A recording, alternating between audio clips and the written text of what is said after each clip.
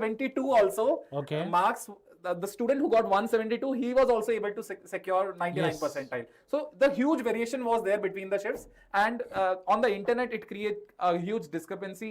Everyone was claiming for NTS or what is Sir, what I feel is that last year, imagine the person who scored 200 marks. Yes. Imagine.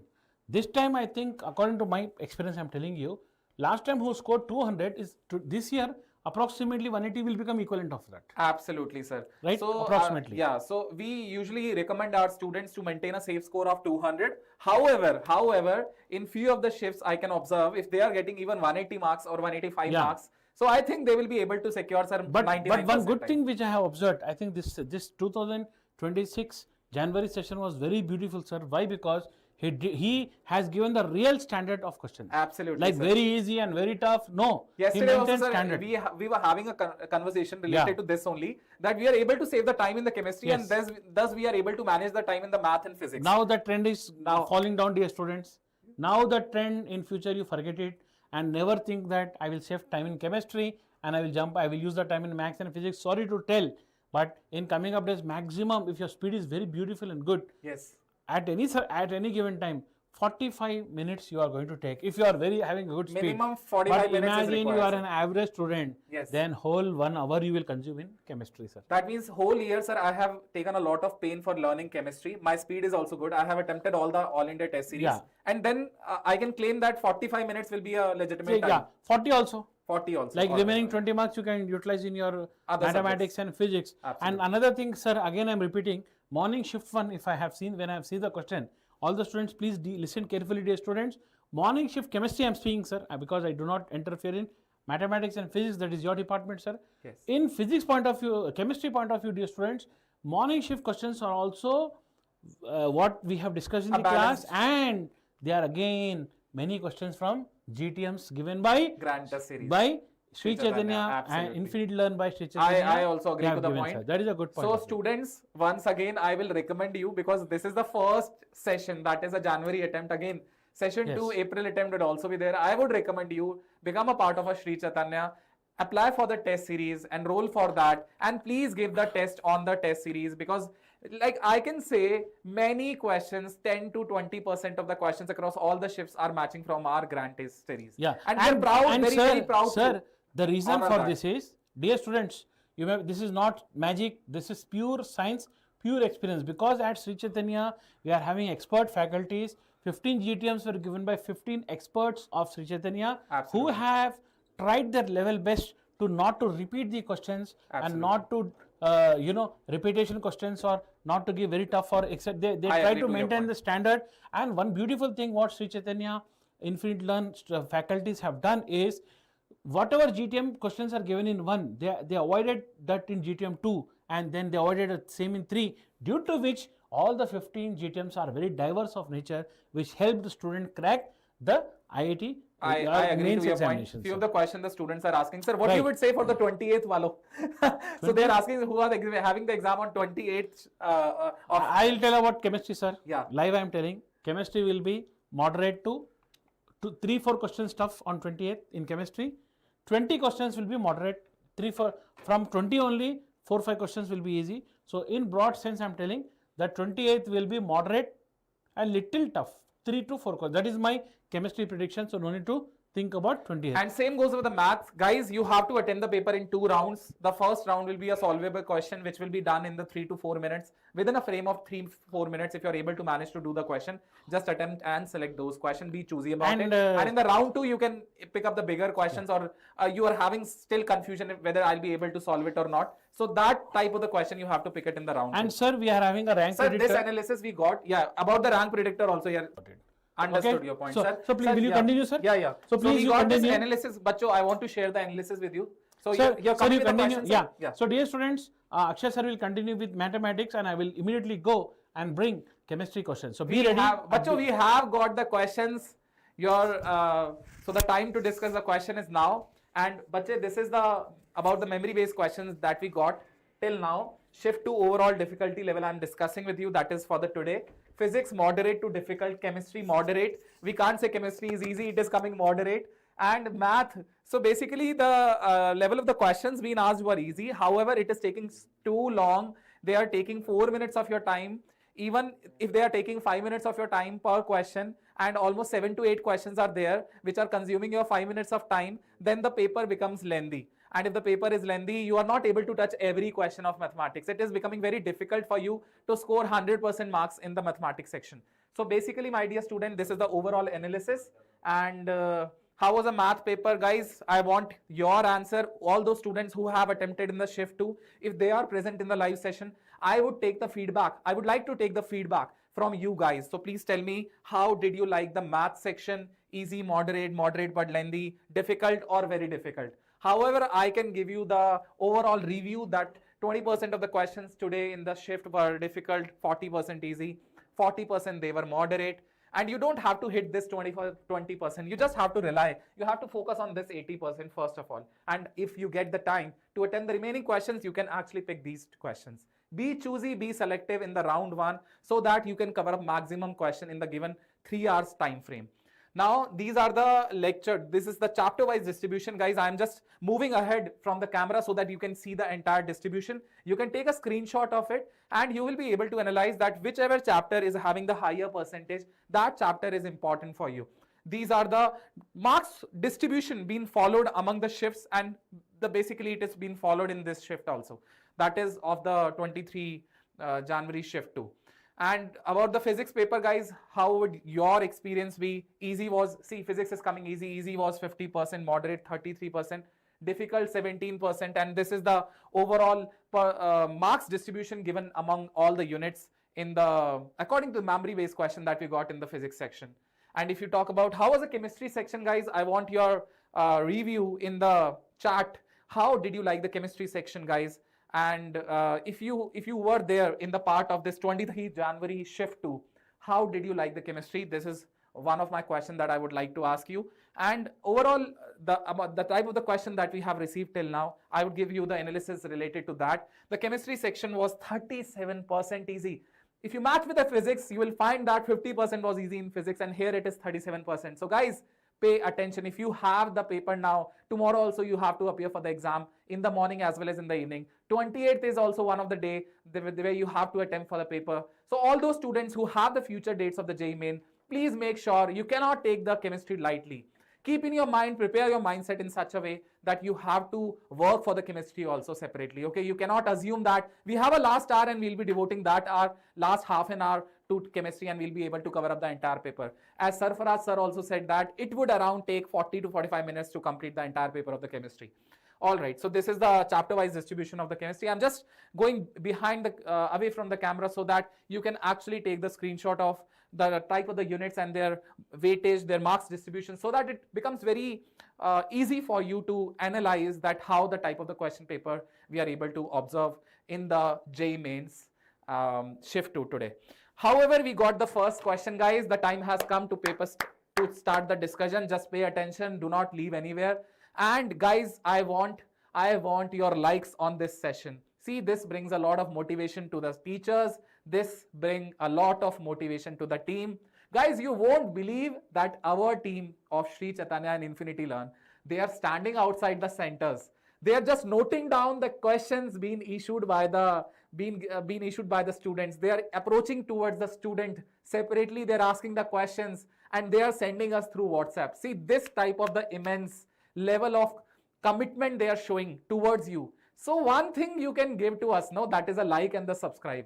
And not only this, if you want to give us more favor, you can actually share it with your friends on the WhatsApp, on the Telegram, whichever channel you are connected with your friends. Please go ahead and share it. All right, because yeah, so very easy, attempted 61 question.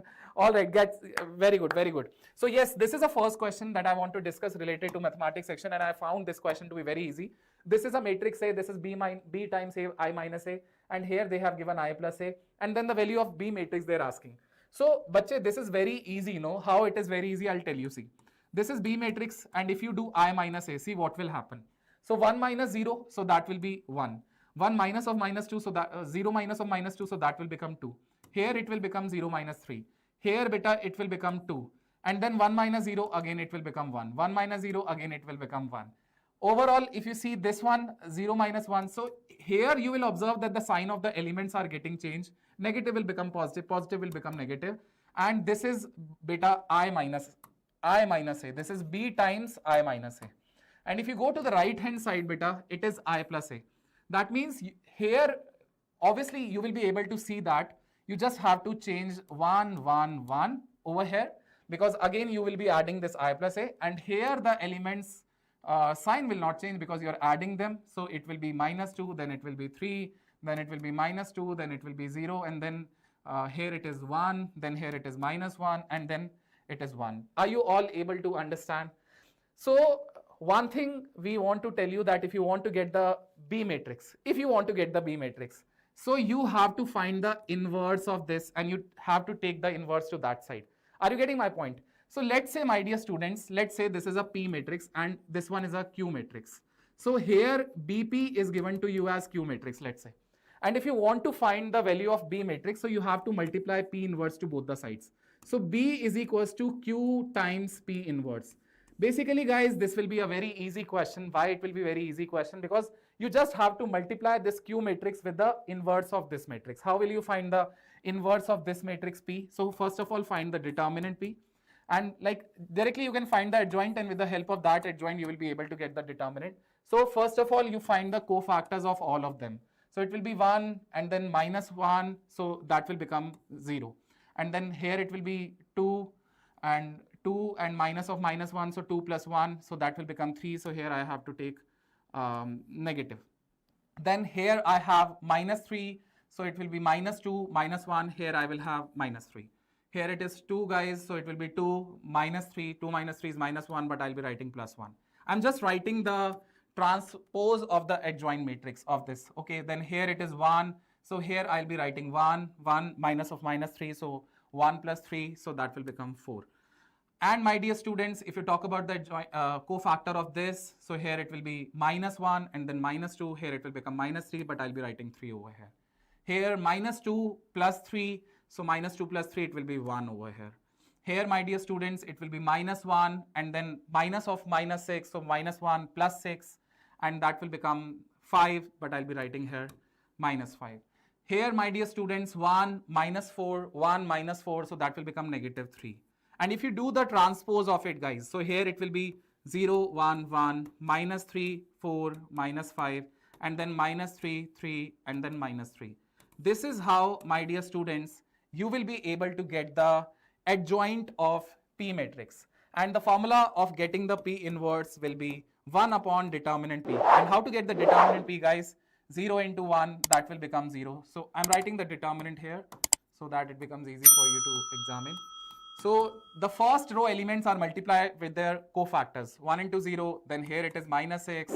And then, my dear students, minus 3 into minus 3, that will become plus 9. So determinant value, bache, we are able to manage here, that is 3.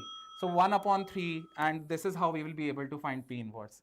Now what you have to do, you just have to write the B matrix as this Q matrix 1, negative 2, and then 3. So my dear students, here minus 2, 1, 1, and then minus 1, 1, 1.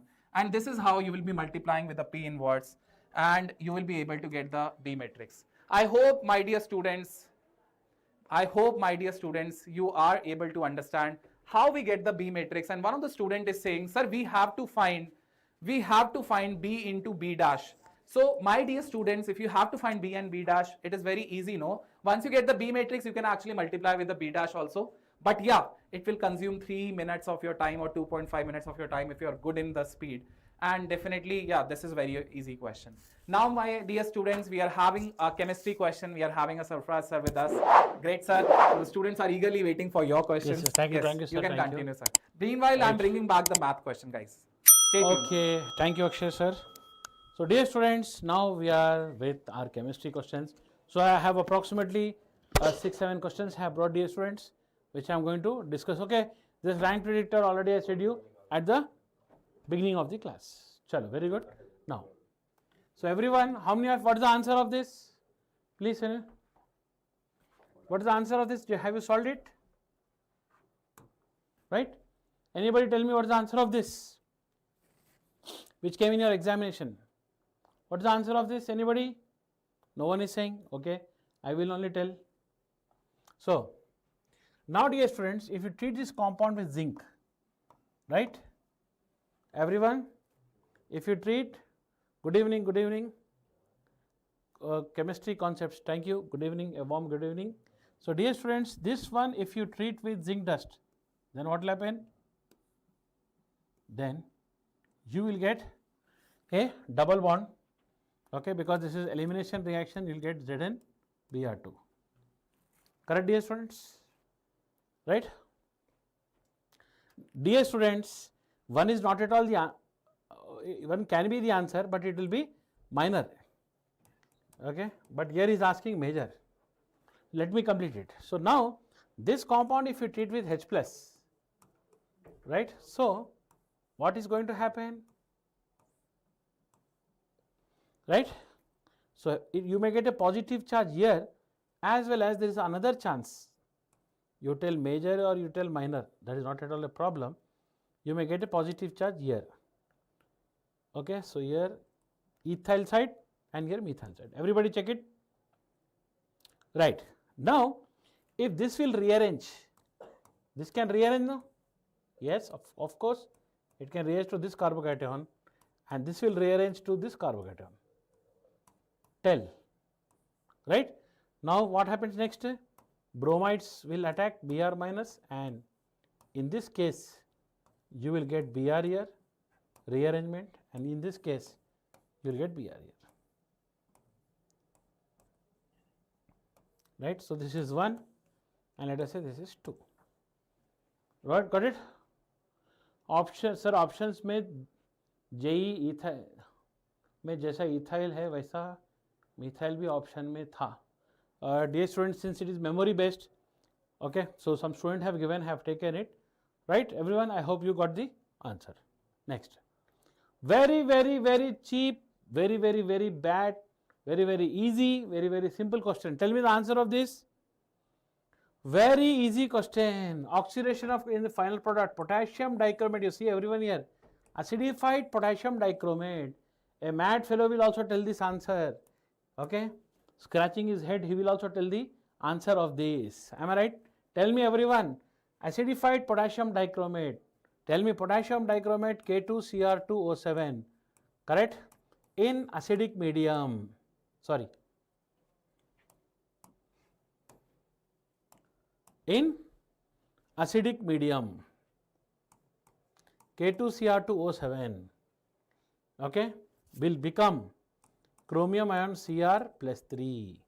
So chromium from plus 6 it will go to plus 3, and everybody know in basic medium we know it will become CrO4 minus 1.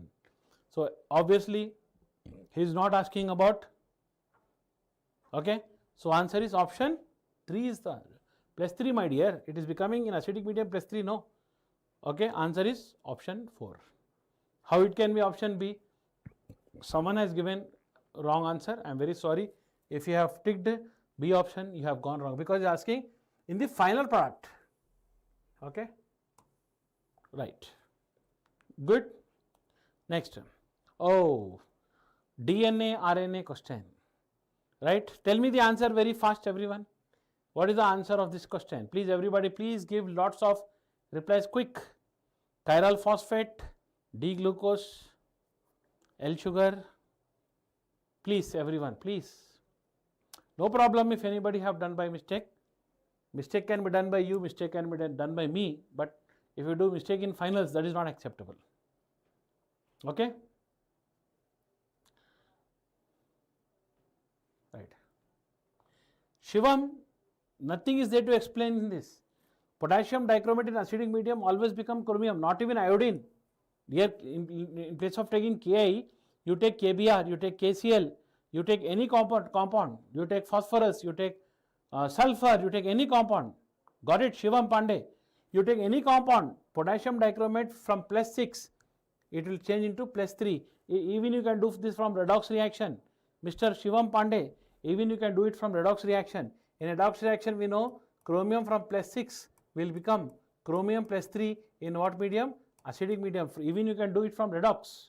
Got it, Mr. Shivam Pandey? Right. Now,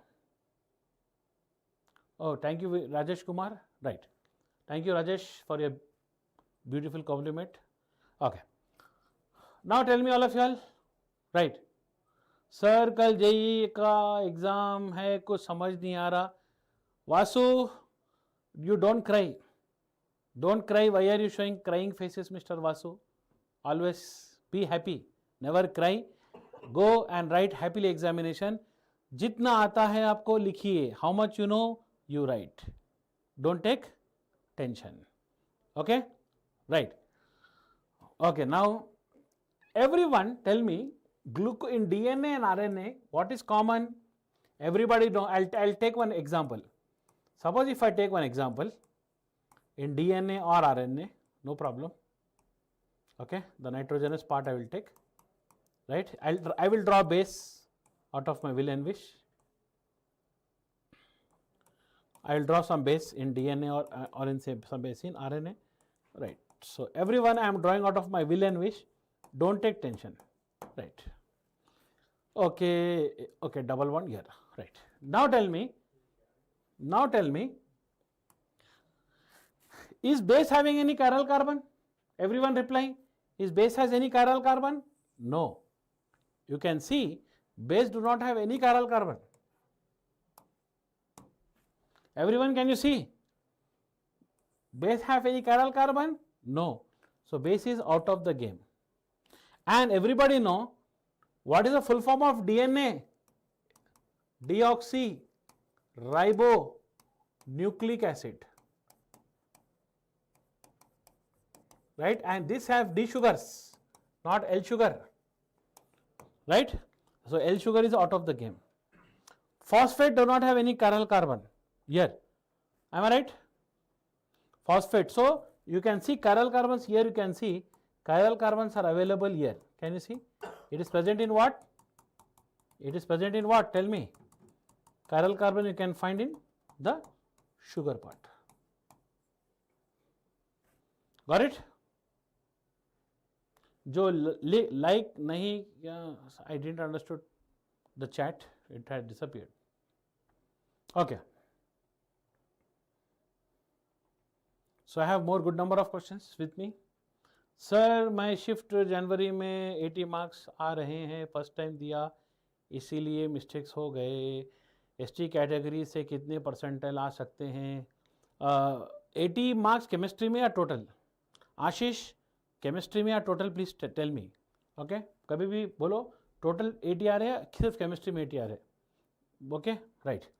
carious method. So all of you tell me in Carius method कैसा करना है इसको. Step 1 बोलो all of you, how to do step 1. Step 1, we know that silver chloride has chlorine. Correct? Silver chloride has chlorine. So this is 143.5 will have 35.5 of chlorine. So how much did we got silver chloride? This is this value 0.5259 have x gram of chlorine. Right? So from this x you can find. Once you find x, that is step number 1. Correct? Sir total 80 means, so total 80 थोड़ा weak marks है dear students. So total 80 marks in paper is difficult and challenging. Right? Now percentage of chlorine if you want to find, then this is x divided by what is the weight of organic compound 0.2425 into 100. So dear students, before coming here to your class, I have calculated, answer is coming 51. Total 80 SC category थोड़ा tough है लावण्या, तो seat तो मिल जाएगी लेकिन किस standard IIT में तो थोड़ा मुश्किल लग रहा है मुझे. In IIT it's very difficult. Maybe in some NIT chances are there, low chances that too. Okay, that you have to see the process of counseling. In counseling, slidings will happen, seats cancellations will happen last moment. Many factors play a role. If your luck is good, you will get, but 50-50 I can say. But if I had got at least 140, 150, I would have said more bright chances to you. Okay, so I recommend everyone that if anybody have done poor performances, don't take tension, join with Infinity Learn. We will have our test series, we'll have our programs. You join with us. I am telling you in live session, something good will happen with you for April session. Okay, sir. Arey, nothing will happen, man. Shah, Mr. Shah, Jinan Shah, don't take tension. Okay, sir organic नहीं आती है. अरे अब देखो ये time पे organic आओ या ना आओ छोड़ दो, जितना आता उतना करके आ जाओ. फिनिश. ओके, चलो. And percentile on percentile we'll make a separate video. Our team will make a very beautiful video. Very soon that video will come out, and on that they will speak on what marks, what percentile, what are you going to get. Is it clear? Study, Baba, Ashish, Muskan, everybody got it? Chalo. Next, iodoform can be differentiated. So everyone tell me, for iodoform test, what is the requirement? The requirement is you should have methylated ketone or you should have methylated alcohol. So if you have methylated ketone or methylated alcohol, it will give you the test. Now this one, if you treat with base and in presence of iodine, then this will become carboxylic acid and this will become CHI3, and this is recognized by the PPT. Now dear students, obviously both are carboxylic acids, this is out of the game. Cyclopropene, cyclobutene, out of the game. Phenol benzoic acid, out of the game. Methanol, ethanol, in game. You will say, sir, how methanol, ethanol came? How it will distinguish? I didn't understood. Explain. Yeah, I'll explain you. Can I write methanol like this if everybody give me permission? And can I write ethanol like this? Can I write ethanol in this way if everybody give me permission? Please, everybody check. Answer is this only. Can I write like this? Yes. Now if you treat this with base and iodine, you are not going to give a PPT, but this one, so you can see this particular compound, if you see, it is having this methylated group like this one. Can you see? It is matching. You match it. Then this will become HCOO minus plus CHI3, and this is identified by a yellow PPT. Okay dear students, Shivam भाई मेरा 11th का, okay, you are talking with yourself. Sir आपकी वजह से मुझे आज का exam easy लगा. Thank you Ujjwal, thank you very much. So Ujjwal is very happy with his performance. Thank you. So thank you very much Ujjwal. Next, this question was very beautiful question. Now you see how I will panic हो रही है sir. पवन क्यों panic हो रहे हैं भाई? Are you following? No panicking, nothing, right? अनिसोल और असीटोन था. मुस्कान, अगर अनिसोल और असीटोन था तो फिर करेक्ट हो सकता फिर वो. ठीक है, चलो. ऑप्शंस में ए नहीं था, इसमें ए नहीं था. अगर okay, one student is saying that anisole or acetone था. Okay, if some student is saying anisole or acetone था, then this is only the answer. Someone is saying in the chat के anisole or acetone, yes, this will give haloform test, anisole will not give, then this is also correct. So I also don't know, no, I am depending upon students like you, correct? So this will also give you this PPT. So answer is, if methanol ethanol was there, then this is the answer. If anisole acetone was there, this was the answer. Okay, no problem Ashish, take care. Next, this problem I will not tell the answer. Tell me the, all of your ABCD is displayed to you. Please tell me the answer fast. इसका answer क्या है बोलो? What is the answer? ABCD. Sir, ABCD option. चलो fast. 1 and 5 both था sir.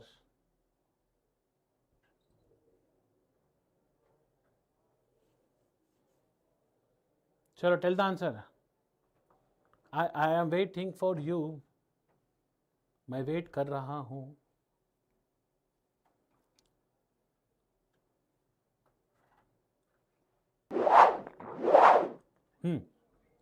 अभी सुनो. Now everyone, oh, something has come. Okay. Now everyone listen here. Everybody should know that NiCN taken 4 times to the power minus 2 is, here you can see cyanide is a strong field ligand, and this has DsP2 hybridization. Hence, option E is absolutely wrong. Pavan, Savita, Ujjwal, Shivam, it is totally wrong. So when E is wrong, then 3 is wrong and 4 is wrong. So those who have said 4 option, totally wrong. Sorry to say. Right? Now left over is what? Option 1 and option 2. So everybody see, this compound is inner orbital complex. Yes, this cobalt amine complex are inner orbital complex because inner D2 will participate. Hence option A is correct. Yes, option A is correct. Second one is the option, the left over is nothing but 1. So remaining, no need to say you. Hence A is correct, B is correct and D is correct. Right? Because your outer orbital is given and your D2 given, inner orbital. You can see it's not matching here. Inner orbital given and your outer orbital. So controversial. Okay, dear students, how many of you have done this correct? How many of you have done this correct? Show me thumbs up, hearts, lungs, kidneys, something you please send to us so that, yeah, option is B. Very good, Vasu. So 5 minutes ago Vasu was crying. Now Vasu is very happy and giving answers. Very good, Pavan. Chalo, nice. Oh, questions over. Okay, maybe physics sir is coming to you, all of you all shortly. So all of you all, in a minute physics sir is coming. So everyone, thank you very much. Now you can ask me doubts till your physics sir comes. Sir April में 150 ले आऊँगा, अब silly mistakes नहीं करूँगा, first time था इसलिए अप्रैल में 150 आ जाएंगे बिकॉज मेरा मैक अच्छा है. Okay, very good. Best wishes to Ashish. Sir maths questions below 16 oranges. अच्छा भाई मैथ्स का क्वेश्चन मुझसे मत पूछो, ऑरेंजेस एप्पल बनाना आएंगे, मैथ्स सर पूछेंगे. Okay Ujjwal, thank you. So Ujjwal and everyone, I will be back in 10-15 minutes, 20 minutes, depending upon the physics sir. I welcome my friend Anuruddha Roy, physics faculty, who is going to now discuss with you your physics questions. Thank you, sir. Thank you, sir. I'll be back. Bye, all of you. All right, let's get started with the physics paper. Now, so far the physics questions that we have got, that I'll say is at a moderate level, not very easy, not like it you had in 21st shift 2, not like that. It's at a moderate level. There's not a lot of easy questions. But one thing I just want to confirm before I get started, I saw there was a question on potentiometer. All those who have given the exam today, can you confirm, was there a potentiometer? It was an error analysis question, but there was a mention of potentiometer. Was that there, students? Anyone here who has given shift 2? Anyone here who has given shift 2, please confirm that. So the team is still checking up on that. But we have lots more besides that. Chalo, let's start with this one. This says when an unpolarized light falls on at a particular angle on a glass plate placed in air, it is observed that the reflected beam is completely polarized, which means the incident angle is the polarizing angle, is the Brewster's angle, right? Next, the reflected beam is completely polarized. The angle of refracted beam with respect to the normal is how much? So let's draw out the scenario. You have the incident ray falling like this. This is the normal. Incident ray bounces off over there. This is, I know, has to be the polarizing angle. At this point, the refracted ray goes in this direction, and I am looking for this angle of refraction. It is said that the angle the refracted ray makes with the normal. So that angle of refraction is what we are looking for. It was there. Potentiometer question was there. Okay, then we'll bring that. That was, I think, our error analysis. We are still getting the more accurate version of it. But I'll bring that then. Achha, how do you work with this? See, you can either do sine IP, so on and so forth, or an easier way to do is that we know tan of IP is equal to the refractive index, right? So the polarizing angle is tan inverse of the refractive index. They have provided the refractive index of the glass is 1.52. The other one is 1, so I don't need to worry about it. 1.52, so IP is tan inverse of 1.52 is 57.3. We put 57.3 degree. That's our polarizing angle. Now to get R, you can either do sin I, but that's a bit more complicated because you'll have to then try to predict what it is over here. Easier way, you know this angle will also be IP because it's the reflected angle, incident angle equal to refracted. During the Brewster's case, where you have the completely polarized reflected ray, angle between reflected and refracted is 90 degree. So you then know that IP plus R plus 90 degree, that's the straight line angle. So I know R plus IP plus 90, that's the straight line angle, that's 180 degree, which means R then is 90 minus IP. So 90 minus 57.3, you will get, I think it is 36.7. No, it is 32.7, is it?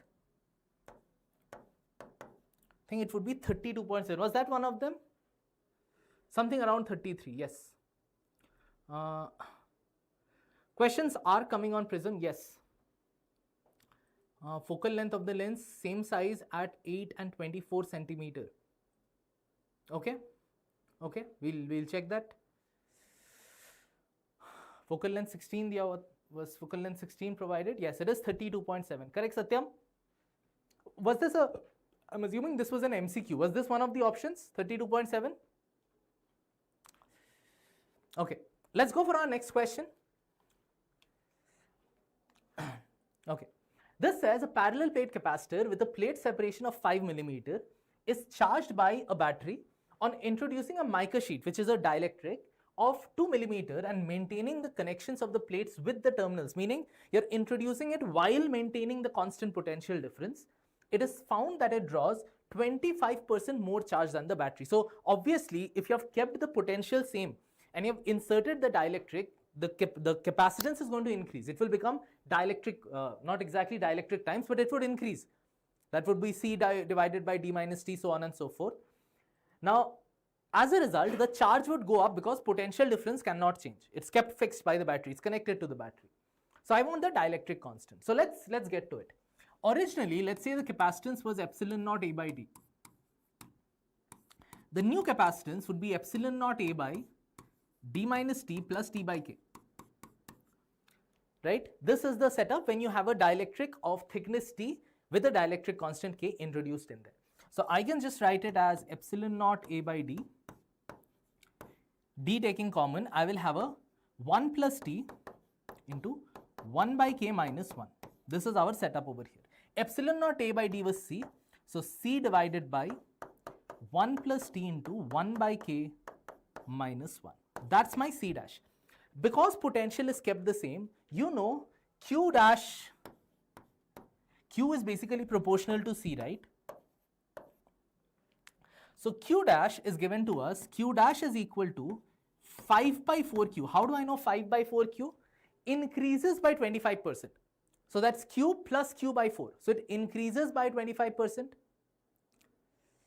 Was the value different here, students? Were the values different? 2 mm or this 25%, where the value is different? Answer is coming 2. I think we got this question. So again, all of these questions are memory based, students, so there might be slight errors in the value and so on, but I think this might be correct. Please confirm those who have given the paper. So at this point I can put the Q dash in there. That's like basically C dash. That would be having C divided by CV divided by 1 plus T to 1 by K minus 1. Over there, that's just 5 by 4 times of just CV. Take the CVs out, that's out. Cross multiply, this we can cross multiply over there. If I cross multiply, what will I get? I will get 4 is equal to 5 plus, oh my mistake, I left a D down below. there would be a d here because I took a d common, I missed that. That's equal to 1 over here. So 1 minus 1 by k is half. So 1 by k is equal to 1 minus half, that's again a half. So k is equal to 2. Was this the option? Viscosity question, there was a formula. Viscosity question we are getting, our team is verifying. So remember students, over here on the Sri Chaitanya channel, Sri Chaitanya Academy channel, we try to bring you the most accurate ones. That's why it's not like we got one question and we are immediately putting it in. We verify because we have so many students appearing for it. We verify, we call the students and only then we bring them. So these are all verified questions. So you'll get the most accurate and verified questions on this channel. Okay, and we'll be bringing them, obviously. We are going to continue this session. All right, let's see this one. Metallic sphere of diameter 2 mm, density 10.5 gram per centimeter cube, dropped in glycerine having a viscosity of 10 poise, density of 1.5 gram per centimeter cube. The terminal velocity attained by the sphere in centimeter per second is. This one, Hariom, were you talking about this question? This is terminal velocity. Terminal velocity, standard formula, 2 by 9 eta r square rho minus sigma times g, right? That's the terminal velocity formula. Over here, let's plug it in 2 by, bring everything to SI unit. It's given in poise. SI unit of viscosity is poisal and 1 poisal is 10 poise. So this is basically 1. In SI units, 10 poise is 1 poisal. So I'll put just 1. So please be careful of the units. Radius square, its diameter is 2 mm, radius is 1 mm. That's 10 to the power minus 3. Squared it, that's 10 to the power minus 6. Here I have a rho minus sigma. Rho is the density of the body, that's 10.5, minus sigma, that's 1.5, that's 10.5 minus 1.5, that's 9. And it's in gram per centimeter cube. Taking it to SI means I have to plug 1000 with this. And obviously of the G remaining here, put the G10. Take the 9s out. 10 to the power 3, 4 takes it, makes it 2. So I just have minus 2 meters per second. Answer is in centimeters, so you can just work with 2 centimeters per second. Math was very easy.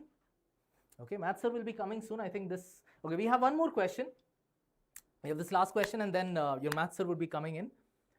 Okay, this says prism of angle 75 degree, refractive index √3, coated with a thin film of refractive index 1.5 only at the back exit surface.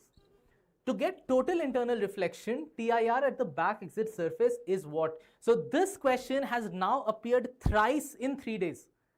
It was just the language is becoming different, but the same question has appeared thrice. This is why I say students, watch the paper discussions over here, follow through, because similar questions come in the following shift and your competition is seeing this. So you don't want to miss out on it. And I've done 23 in physics, 17 in maths, 13 in chemistry. That's good, Saiteja. That's good. That's good. That's almost you have 40 and 53 questions you have done. Good. Okay, let's see.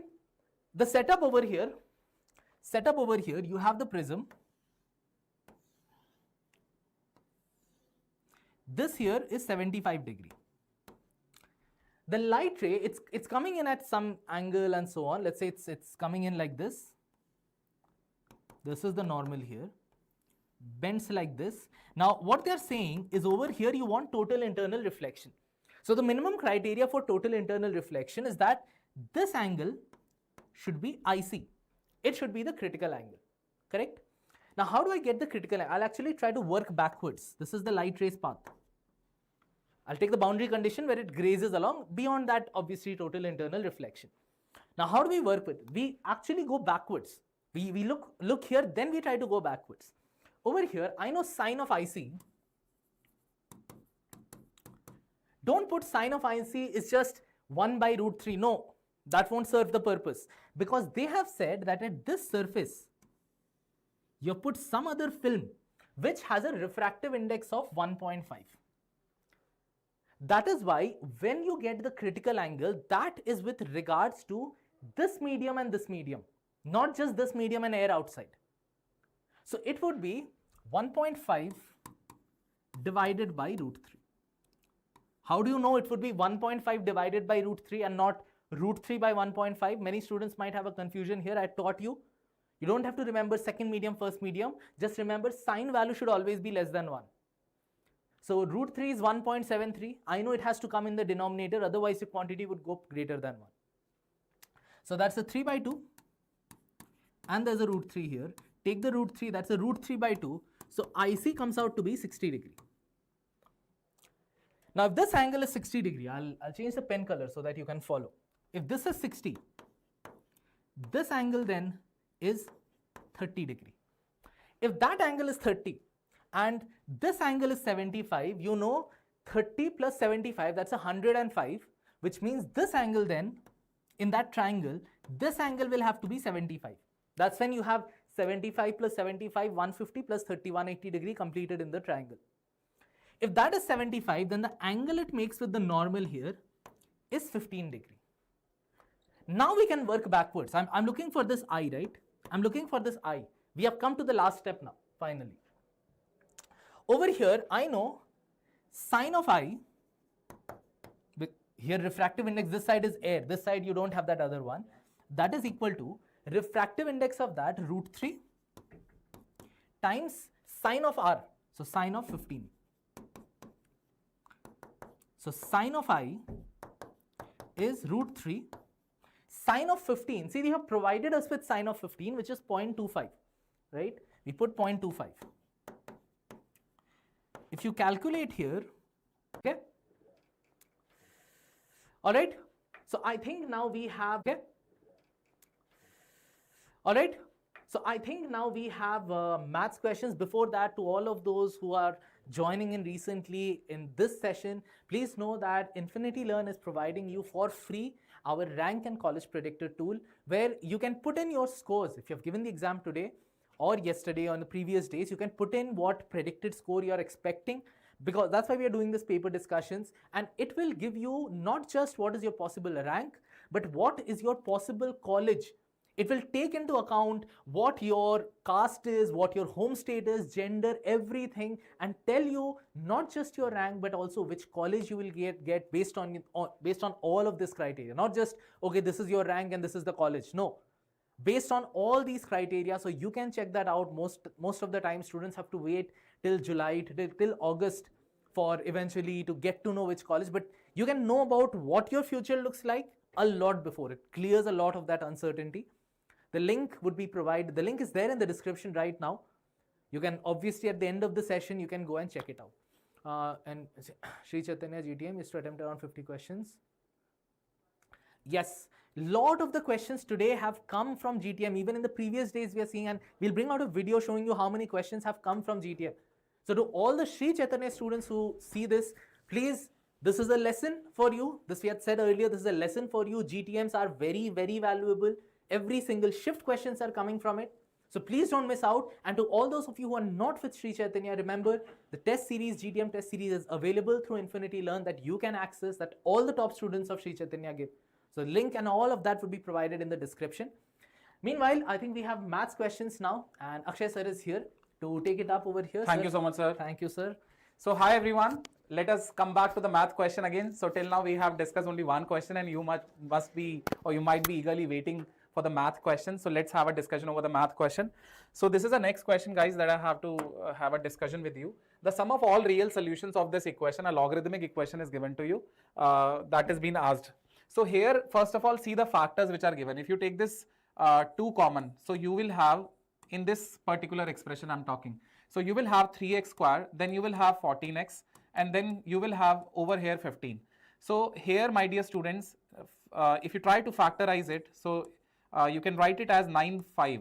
So 9x plus 5x, and then here you can write 15. So bache, if you take this 3x common, you'll be left with x plus 3, and here you'll be taking this 5 common, so you'll be left with x plus 3. Overall, there will be 2 factors. One is 3x plus 5, and the other one is x plus 3. And the outer one is 2. So basically here you have log, then it will be 2 times. Then here you have 3x plus 5, and beta here with 3x plus 5 you have x plus 3. And bache, here the base of the logarithm is x plus 3. I hope this is clear to you. Here, my dear students, you have 5 minus 2 times and beta log we have with the base 3x plus 6x plus 10. If you take this 2 common, you will be able to get 3x plus 5 as a base. And if you see this is a plus b whole square being given. So bache, here you will be able to write x plus 3 whole square. Are you able to understand? Now whatever the power of the argument of the logarithm that can be taken in the front. So here I will be writing 5 minus 4 times log, and then here you have x plus 3, here you have 2 times 3x plus 5. Bache, to the base x plus 3, then plus log x plus 3 to the base x plus 3. Are you able to understand? So now what we have to do here, beta, if you assume this particular type of the logarithm, let's say this is a, and if you assume this particular type of the logarithm, let's say this is b. So do I have to stop, or okay, it is working. So now my dear students, it is bache a, then it is b, then here it is 1, and here beta 5 minus 4 upon. So the first type of the logarithm was a, and the second type of the logarithm, guys, that we have considered it as b.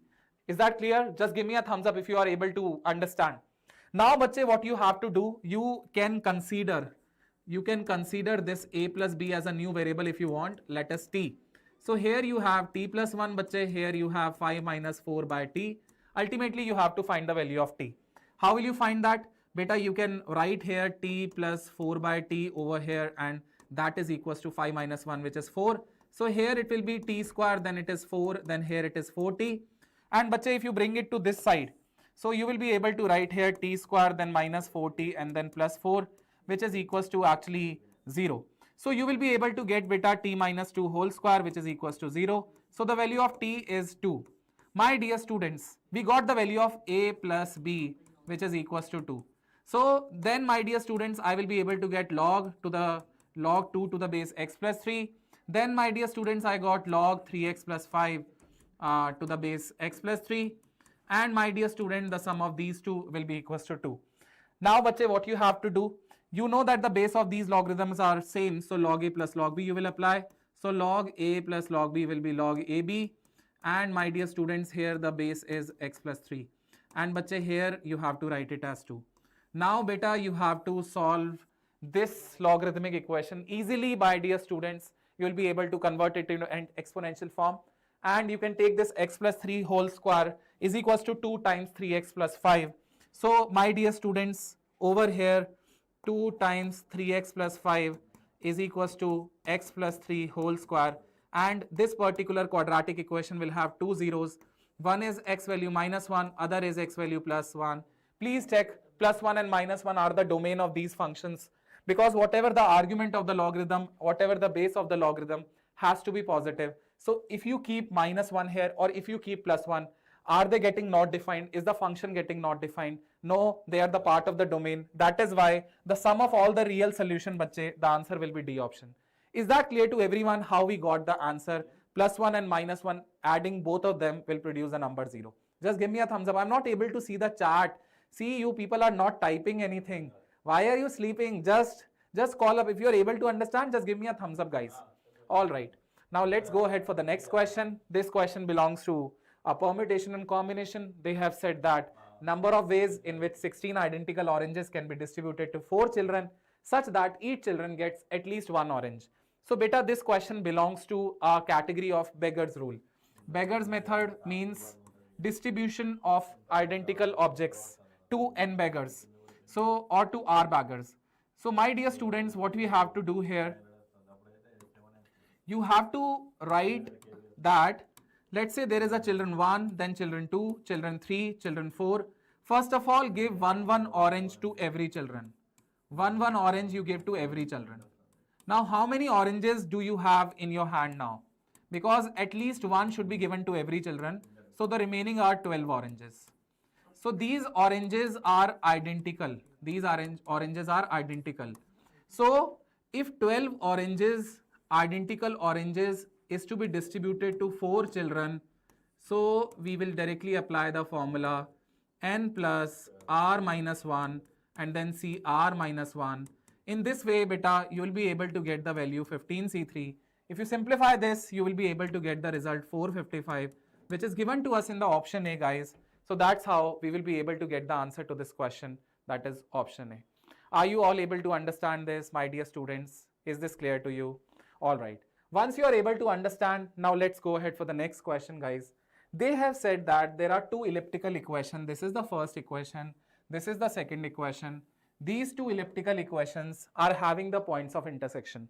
So obviously, whenever the two ellipses will be intersecting, they will be having at least 2 points of intersection with them. And my dear students, through the point of intersection, one circle is formed as per this question. Lie on the circle of the radius r and center a comma b. Then the value of ab plus 18r square they're asking from us. So how will I be able to handle this question? But let's say the first ellipse over here is ellipse 1. Are you able to understand, my dear students?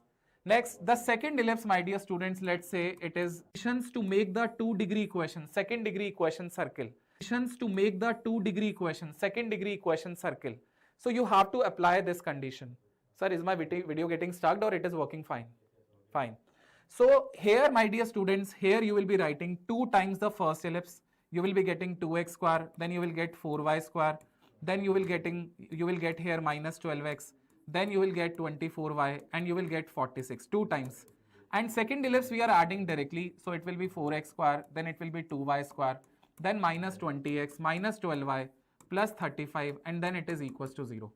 But if you see the coefficient of x square and y square, you will observe we are getting 6x square, then we are also getting 6y square, minus 12x minus 20x, so that will become minus 32x, minus 24y minus 12y, that will become minus 36y. Beta, here we have 46, here we have 35.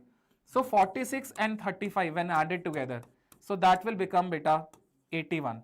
So bache, over here I will write 81, which is equals to 0. If you have to convert into a standard equation of circle, you have to take or you have to divide the equation by 6. X square plus y square, then 32 over 6. You will cancel a factor of 2 over here. You will be able to get 16 by 3. Then bache, 36 over 6 will be 6y, and then 81 over 6, cancel a factor of 3. You will be able to get 27 over 2, which is equals to 0. Now, my dear student, it is very easy for you to write the coordinate of the center. So center of this type of a circle will be minus g comma minus f. So bache, here if you identify the value of g, it is actually 8 by 3. So with a negative 8 by 3. So here it will become 8 by 3. If you identify the value of f, so 2f is 6, negative 6, f value is minus 3. So here minus f will become actually plus 3. So this is a center coordinate. However, if you have to find the radius of this circle, my dear students, it will be g square and then f square and then minus c. So here, my dear students, in this way you will be able to find the radius as well as the center. So here it will become 64 by 9, here it is 9. Then bache minus 27 by 2, then we have to take a square root. Beta, here what you can do, you can take the LCM as 18. Once you take the LCM as 18, then here it will be 64 into 2, so that will become 128. Then here beta, you have to do 18 into 9. Once you do 18 into 9, so you will have 162. And then at the last beta, you have to write here 27 into 9. So once you do 27 into 9, 9 sevens are 63, 9 twos are 18, then you will be able to get 243. So, bache, over here this square root is the radius been coming. 128, then we are getting 162, then my dear students, over here 8 plus 1, 9, and then 290 we are obtaining here. 290 minus 243 if you have to do, so here it will be 7, and then my dear students, here it will be 4. So 47 over 18 with a square root is the radius that we got. Bache, they have said the center is a comma b and they have said the radius as r. Then bache, they are asking us to write AB. The product of AB if you do, so that will be, here I am writing AB. The product of AB if you do, that will be 8. And then they are asking you to write 18 times r square. R square, bache, here I am having 47 over 18. These two will get cancelled. I will be able to write 8 plus 47.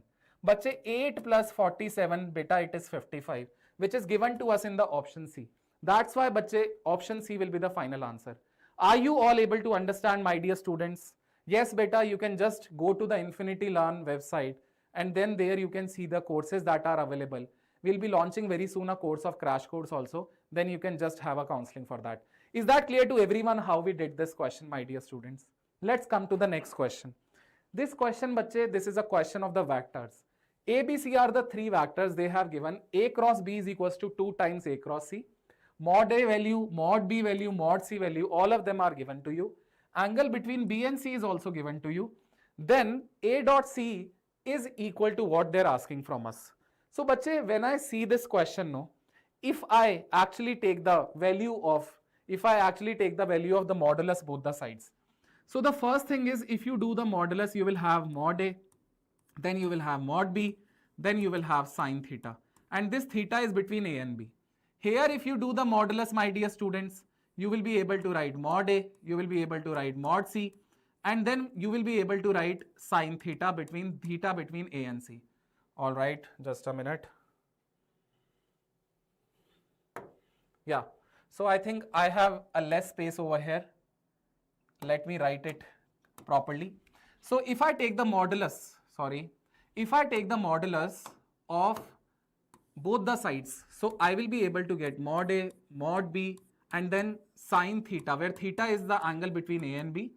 Then if I take the modulus here, mod A, mod C, and then sine theta, so theta is the modulus between vector A and vector C.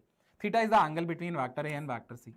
A and A will get cancelled. Mod B value, bache, here they have given 4. So I am writing 4.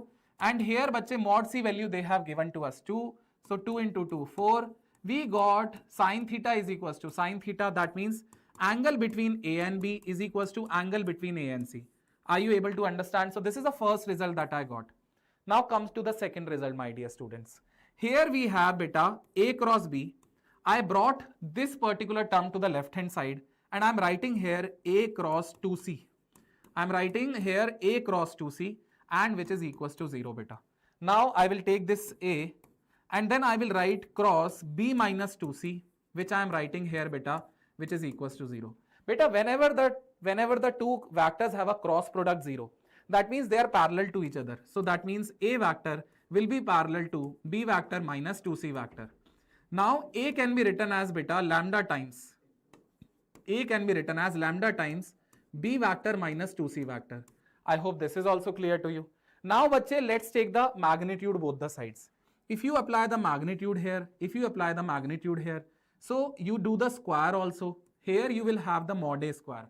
Mod A square, bache, you have the value 1. Here, beta, you have lambda square. And here the formula of magnitude, do you know? That is B square, then 4 times magnitude of C square, then minus 2B dot C. So over here, minus 4B dot C will come, which is modulus B, modulus C, and then cos of B and C. Angle between B and C, they have given 60 degree. So this way, I have just written the right hand side. And this lambda square is outside of all these functions. Now, bache, you just have to keep the values. Mod B value, beta, it will become 16.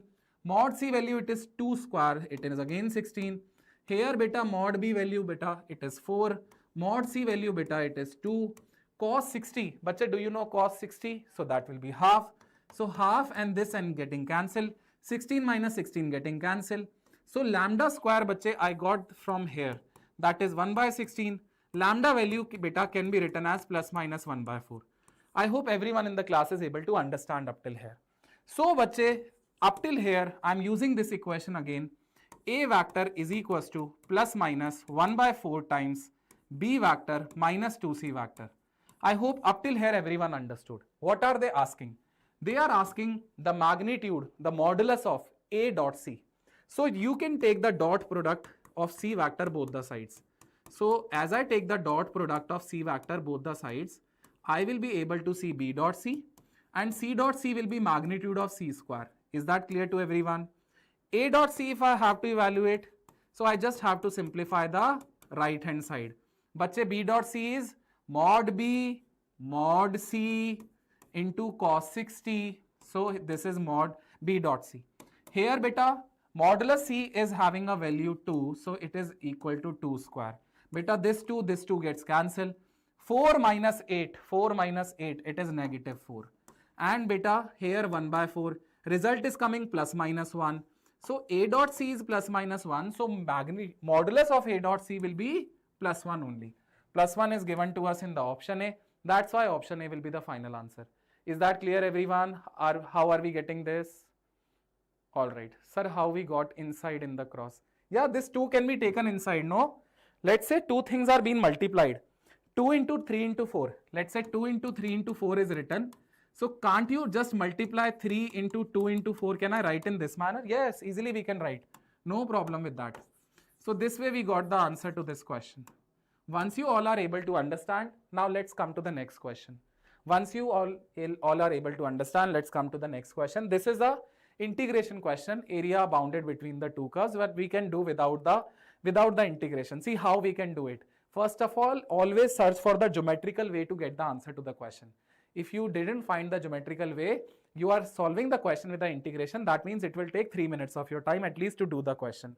But geometrical way will be the easier way. Let's see that. They have given one of the circle with the center at origin and the radius beta they have given 2. Radius 2 means this point is 0, 2. This point is 0, 2. And center is 0, 0. This is the circle with the center origin, radius 2. But here we have a center 0, 2 and the radius 2. That means considering this particular point, I am drawing a yellow color circle for you.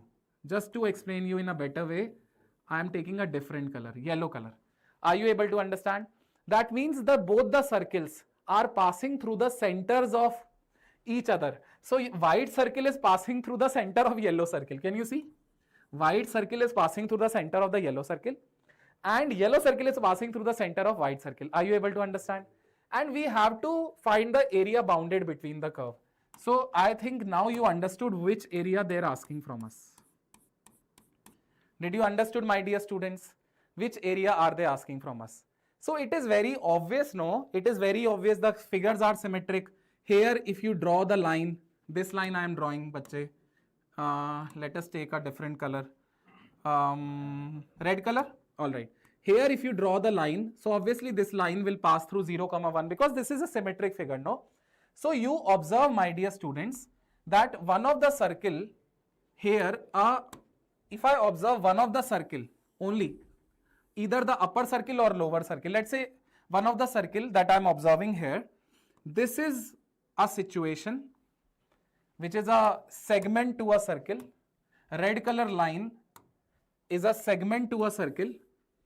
Okay, and my dear students, what I am trying to do, I will be finding the area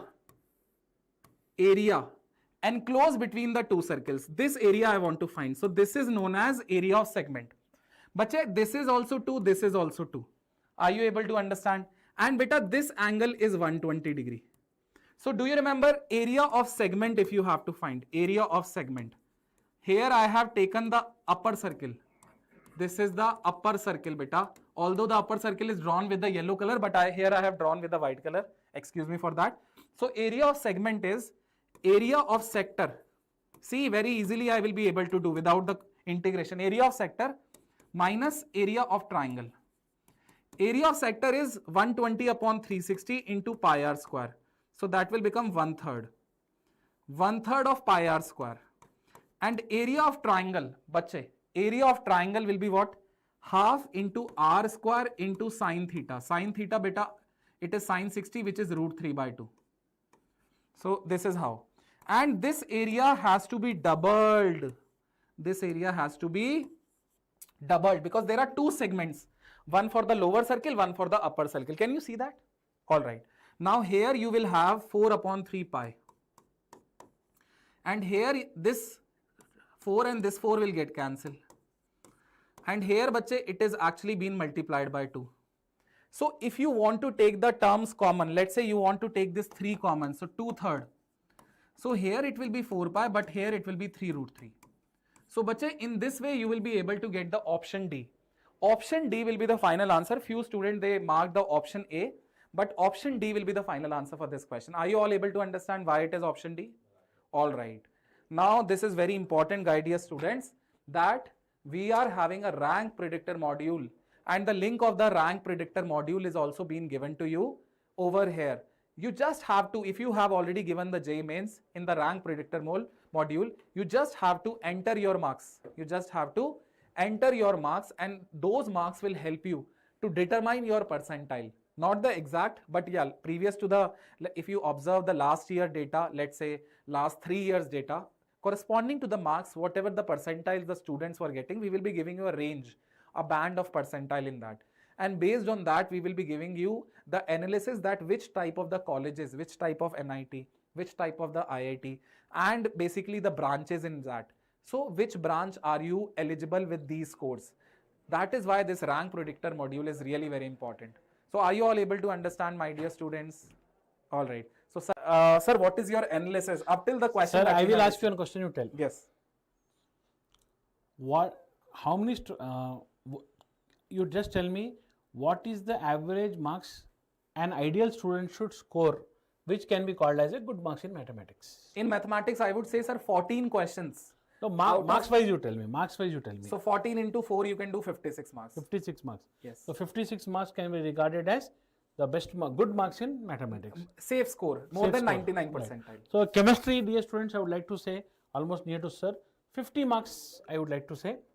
50 marks. I think, sir, more than 50. Oh, because the level of the paper is also They high. may score 80, 90, 100 out of 100 also.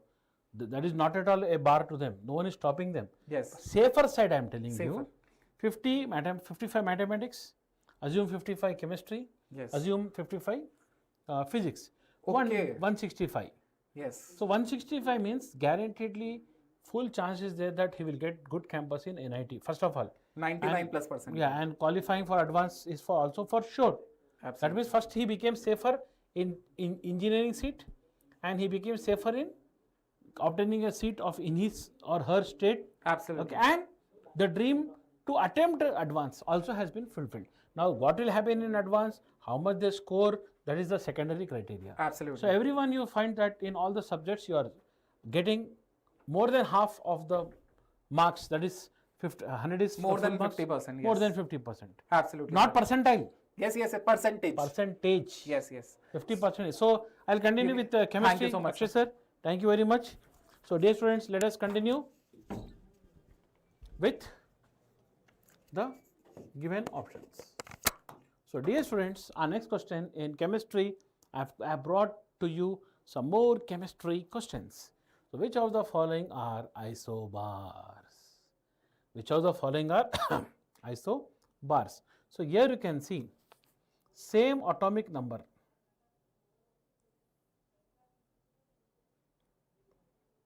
Here, if you see, same mass number, right? So everybody know in isobars you will have same atomic mass and different you will have atomic number, right? So hence option is option 3. I think 98 same atomic number. These are isotopes. These two are isotopes. Okay, dear students, right. Next, an element in group 15. So, group 15, nitrogen, phosphorus, arsenic, antimony. You will say, sir, why bismuth you didn't took? Because in options, bismuth is not there. Correct? X and Y and phosphorus, the difference in electronegativity of X and Y phosphorus. So, dear students, phosphorus electronegativity is taken approximately 2.1. Plus or minus 0.1. Now, this is the reference what he gave us. Now, the electronegativity of nitrogen, we know it is 3.0. Arsenic is approximately 2.0 and antimony is approximately 1.9. Correct, dear students? Now, the question what is asking, the difference of electronegativity of X and P is higher. Phosphorus and X is higher. So, everybody can see the difference of phosphorus and arsenic, if you see, the difference here will come 0.1. The difference of phosphorus and antimony, if you see, the difference is 0.2. The difference of phosphorus and nitrogen, if you see, it is 0.9. So, obviously, therefore, X should be nitrogen. X should be what? Nitrogen, right? So, obviously, answer should be second one, because arsenic you can see it is 0.1. So, nitrogen and arsenic. Okay, dear students, come on, all of you all reply fast, quickly. Got it? Now, next, dear students, Very cheap, very simple, very local question has come. Statement 1, that is tertiary methyl carbocation, okay, is more stable than methyl cation. Correct? Right? Is more stable than, yes, because here you can see it has 9 alpha hydrogen, it has more plus I effect, therefore this is more stable. So hence everybody can say that option statement 1 is correct option. Next, tertiary butyl cation has 9 hyperconjugation form structures, while methyl, this is wrong. This statement is wrong. This statement is wrong. Half correct, half wrong means obviously that this statement will go pakka wrong. So statement 1 is correct, statement 2 is wrong. Okay, dear students. Bismuth and Nikhil tha. Okay, Patel, please, if you know the full question perfectly, you can post. I'll take it on the screen and solve. Okay, Patel, please send me the full question. I'll be very happy. Okay, Patel, don't take tension. Because since this is memory based, there is a full chance that options may be shuffled. It may be here, there, etc. Okay, fine and good. Now coming to the next question. Size of O minus is smaller than fluorine. So everybody know that O minus 2 is greater than F minus 1 because of charge. So size of is smaller than fluorine. This statement is a wrong statement. Electronegativity of fluorine is more than oxygen. This is school level of question. Anybody who has studied class 10th, they also know that electronegativity of fluorine is more than oxygen because fluorine is the most electronegative element in the periodic table. Okay, dear students. So hence this statement 1 is incorrect and statement 2 is correct. Right? Sir, bismuth और nitrogen alternative था तो एक बार देखना पड़ेगा. Okay, no problem. But okay Patel, अगर मैं bismuth भी ले लिया तो it will be lesser than antimony. You can find the differences. Next, this question. The question is the major product formed in the sequence. Patel, Kishan, Shashank, did this question came? I think options were there. I don't know the options, but without options I will write the answer directly. Okay, don't take attention. Now if you see this, here you can see alpha hydrogens are present. Can you see, dear students? Everybody can see here alpha hydrogens are present. So whenever alpha hydrogens are present, they undergo oxidation in presence of KMnO4 and give you what? Benzoic acid. Benzoic acid. Now benzoic acid, next step what is saying? Heated with ammonia. So if you heated in ammonia, in excess of ammonia. So once you say excess, two things can happen. If you treat with 1 mole of ammonia,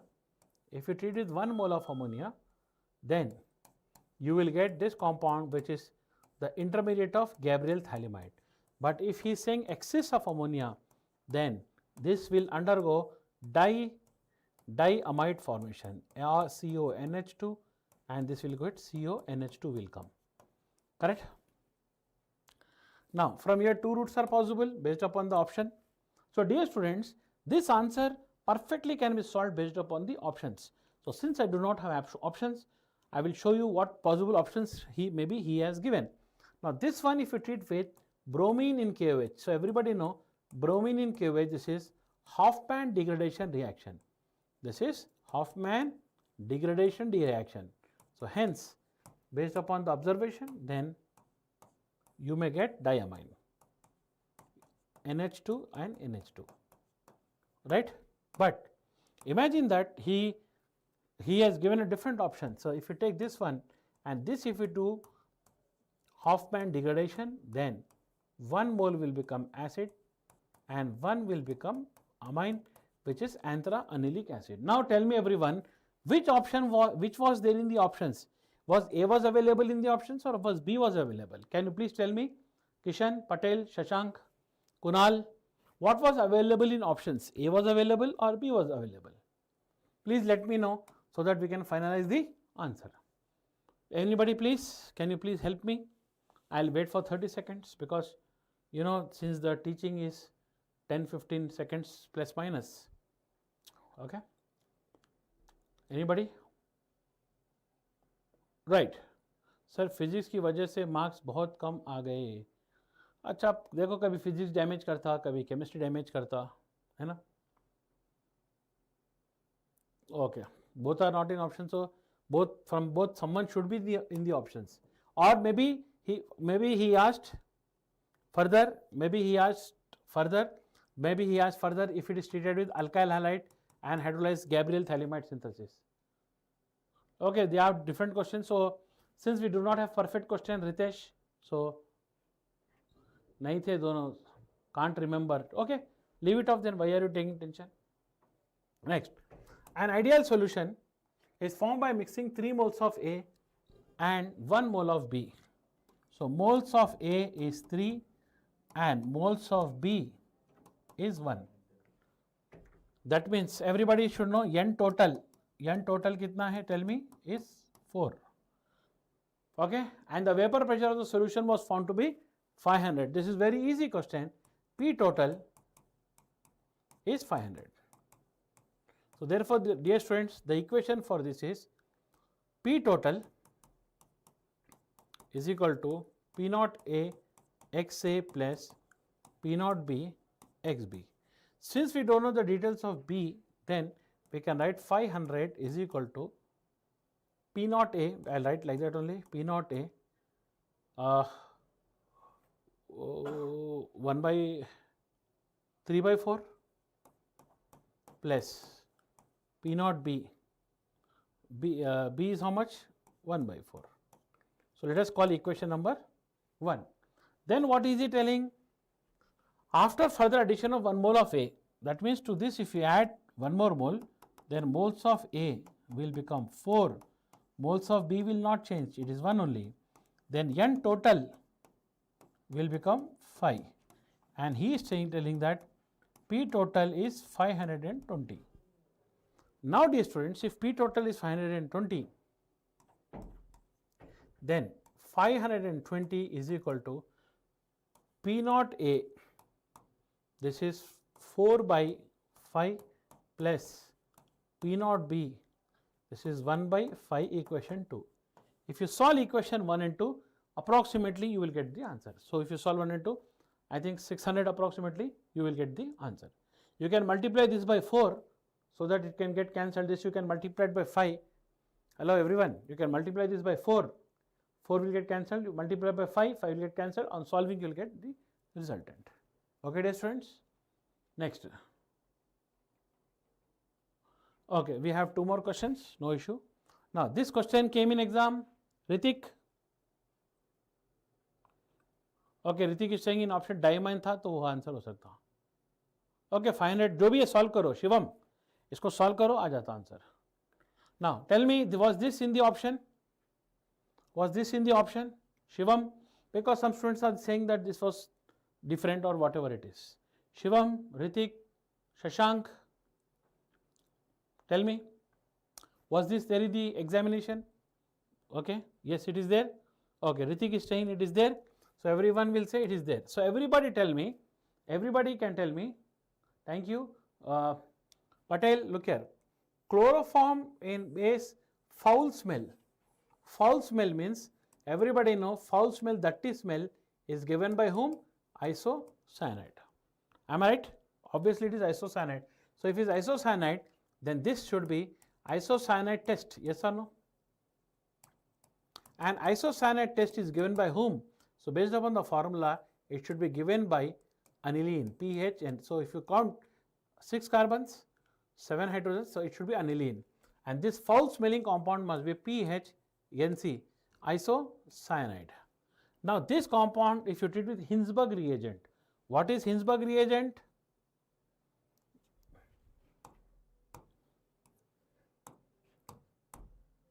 Right. Fall smell नहीं था, क्या था? B था, ठीक है. Fall smell नहीं था भी तो भी चलता. Amine. If false smell is also not given, amine, carbamide test. So Hinsberg reagent is benzene sulfonyl chloride. So H from here, Cl from here is lost. Then the resultant will be pH, NH, and this will become SO2 and pH. Now base will take up this proton and the final product will be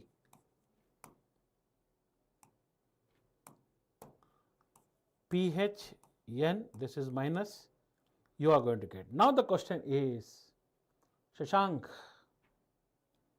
how many hydrogen atoms are there in B?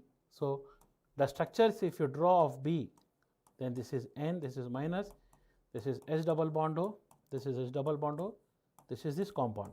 So everybody will tell 0. So everybody will tell 0. So answer is here 5 hydrogens are there. Here 5 here. Ritik, Shashank, Patel, everyone, right? Now this compound, for given compound select the correct option. So it is based upon structure. So XeO, now this is lone pair here, and fluorine is here and fluorine is here. So this is the structure of XeO4. Now dear students, everybody can see the structure. It shows seesaw shape, correct? You know, this shape is something like SF4. If you remember, this shape is matching with SF4, whose shape is seesaw shape, correct? So if A is correct, then fourth option cannot be correct answer. So accordingly you can slightly modify and get. the answer.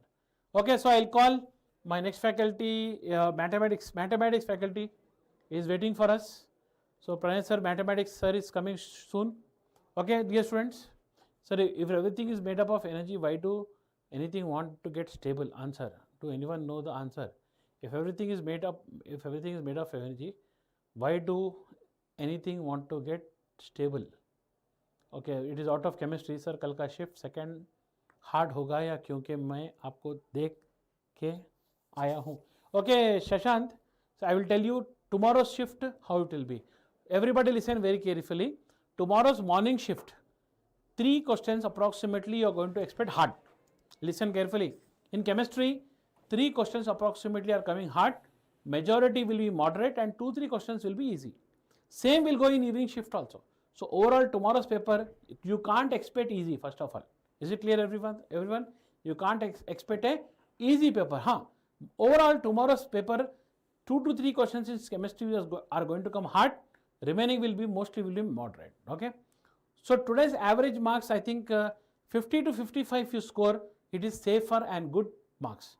So whoever have crossed 50 today, Ritik, Piyush, if anybody has crossed 50 today, then it is very safe for you and good for you. So 20th January tips, I would like to say, Shivam, all the memory based papers of Sri Chaitanya Infinity Learn, please solve them. Okay, and see from which areas questions are coming, like complex compounds questions are coming. So what you do, whichever area you are difficult, whichever area you are confused, that area you make it proper. So that only you can do for 28th January session. So I welcome my friend Akshay sir for continuation the mathematics. I'll join very shortly. Till then, have a nice day. Take care. Bye bye. So students, we are back with the math question, and yes, I found that few questions are lengthy, and overall I will be saying that the paper was like easy to moderate. You have to be choosy while actually choosing the questions. Easy questions first in the round 1 and the difficult questions in the round 2. Let's begin with the discussion of the mathematics part. The first question, equilateral triangle OAB is inscribed in the parabola y square equals to 4ax. I'll just create a figure for you. So beta, in this parabola, if you have to assume any point, so it will be 80 square comma 280. A value is 1, so it will be t square comma 2t. And bache, here you drop the perpendicular. So this distance beta, it will be t square, and beta this distance it will be 2t. And bache, here they have said that this is a equilateral triangle. So equilateral triangle always has the angle 60 degree. So this is how the triangle will be created, OAB. All right, and this complete angle is 60 degree beta. So this will be 30 degree, bache. If this is 30 degree, then what you have to do, you have to apply the trigonometry. So tan 30 in this triangle will be perpendicular over base.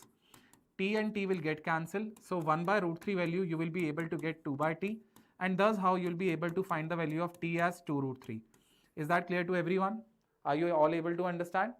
So now after this, my dear students, this distance will become 2 into 2 root 3. So that will become 4 root 3. And if you do T square, bache, so 4 into 3, that will become 12. So this distance will become 12. All right. Now what are they asking? They are asking that you consider this AB as a diameter and you draw a circle. So if you consider AB as a diameter, so the radius will be 4 root 3. So obviously, my dear student, the circle will be passing through here. This type of circle will be formed. Now they're asking this distance, the smallest distance from the origin to the circle. This distance is the smallest distance. So bache, from here to here, you know the distance 12. And bache, if this is 4 root 3, so this is also the radius, no? So bache, this will also become 4 root 3. So here what you have to do, if you have to get the minimum distance, they have said the minimum distance. If you have to write the minimum distance, so that will be 12 minus 4 root 3. Now if you take this 4 common, bache, you will have 3 minus root 3. So 4 times 3 minus root 3 is given to you in the option C. That's how option C will be the final answer over here. I hope you all are able to understand how we did this question. Let's go ahead for the next one. Let A 1, 2 C this be the two diagonally opposite of the rhombus. Bache, here it is very easy question. I'll tell you why. Bache, this A, B, C, D, these are the coordinates being given to you of the rhombus. A they have given 1, 2 bache, and C they have given to you as -3, -6. All right. And bache, B they have given to you alpha, beta. And bache, D they have given to you gamma and gamma, delta. Gamma, delta. So beta, you have to find the value of alpha plus beta plus gamma plus delta with the modulus. How will I be able to? ठीक है sir, math नहीं हो पाता. Tips for math बच्चे, for you if you have to attempt for 28, आप कुछ topics में अपनी कमांड रखिए. जिस टॉपिक्स में if you find that you are comfortable, so just take a command and choose the questions in the paper. Just select the questions from those chapters first of all, and once you are able to do in the beginning, let's say 4 or 5 questions by yourself, then you'll have a motivation, and you have to choose the easier question first, then moderate one, and then difficult, not only in math but for the entire paper. This is the strategy you have to follow. All right. So sir, 21st S1 was the first paper, so maximum people will be, so the cutoff will be, yes, we can expect the cutoff of 99 percentile will be 165, 117 across all the shift. It will be near, very near, because the question papers are coming quite balanced this time. So beta, here alpha plus beta plus gamma plus delta value, you have to find it out. So beta, you know, in the case of a rhombus, the diagonals are bisecting each other. So basically, my dear students, here alpha plus delta upon 2 if you do, so that will be 1 minus 3 upon 2. So alpha plus delta value, you will have the alpha plus gamma value, you will be able to get here -2. But over here 2 minus 6 upon 2 if you do, so that will be equals to beta plus delta upon 2 beta. So you will be able to get the value of beta plus delta, which is equals to -4. Now they are asking you to add alpha plus beta and gamma plus delta, which is -2 and -4. So that will become -6 with the modulus. So the answer will be 6 beta. This is very easy question. This much easy question. See, this much easy question. So A option will be the final. This is also very easy question. A normal NCERT question. I would also give you a tip for that whenever there is an examination, whenever there is an attempt, let's say 28th is your attempt. So search for the question of statistics also. That will be very easy question. Very easy question from the statistics. Okay. Sir, how to take the test series of Infinity Learn? To take the test series of Infinity Learn, you just have to raise your query on the infinitylearn.com, and definitely our academic counselor will get in touch with you. Definitely you can purchase the test series from there, okay? All right. And also you can choose the rank predictor module. From there also the team will be getting in touch with you. So that data is not being used, the parallel line, and being given to you, that is of no use. Extra data given to you for confusing you. Mean and variance of the data is given to you. So what you do, you find the midpoints first of all. Here the midpoint is 6, here is 10, but here it will be 16, 12 to 16. Here it is 14 beta, here it is 18. So if you have to find the mean of this data, they have given to you mean value is this, and along with that they have given variance as 19.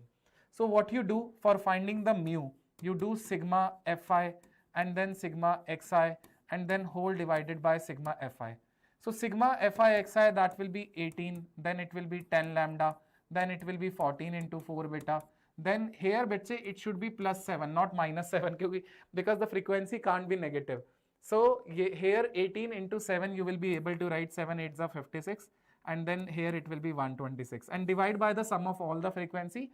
3 plus 7 10, 10 plus 4 14, 14 plus lambda, so it will be 14 plus lambda. Are you able to understand? This is how you created the first equation, bache. This equation in the terms of lambda and mu. Then they have given the variance also, bache, to you. Do you know what is the formula for the variance? Variance is sigma square 19, which is summation of xi minus mu whole square. So every data point, my dear students, will be subtracted from mean, and then you have to do the whole square of that. Is that clear? There is another shortcut method also, whichever seems to best to you, you can use that.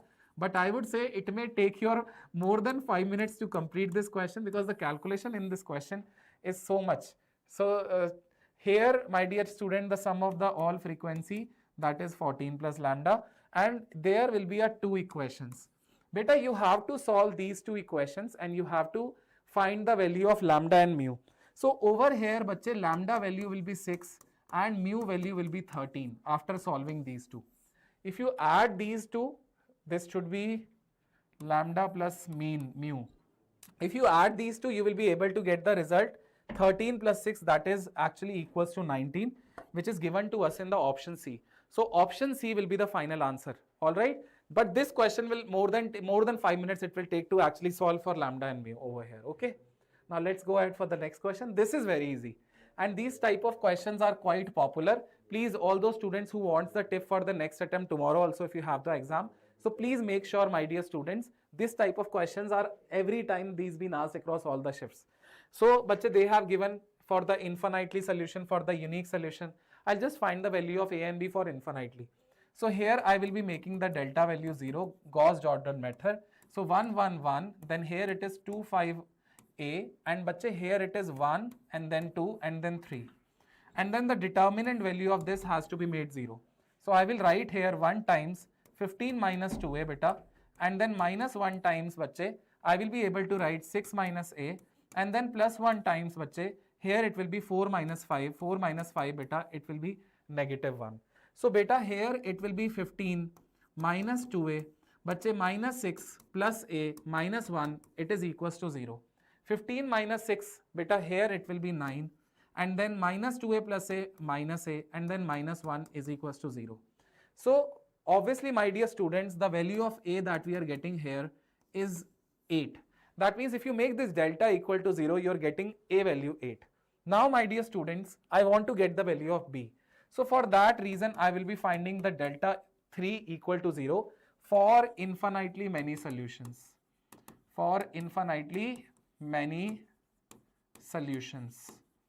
Now, my dear student, delta 3 means what we have to do. So the first column 1 2 1, here 1 5 2, and in the last column we have to choose the constant. So 6, then 36, and then b. So here I'll write 6, then 36, and then I'll write b. The determinant value has to be made 0. Are you all able to understand? Am I audible to you guys? You are actually not responding. You are not responding in the chat.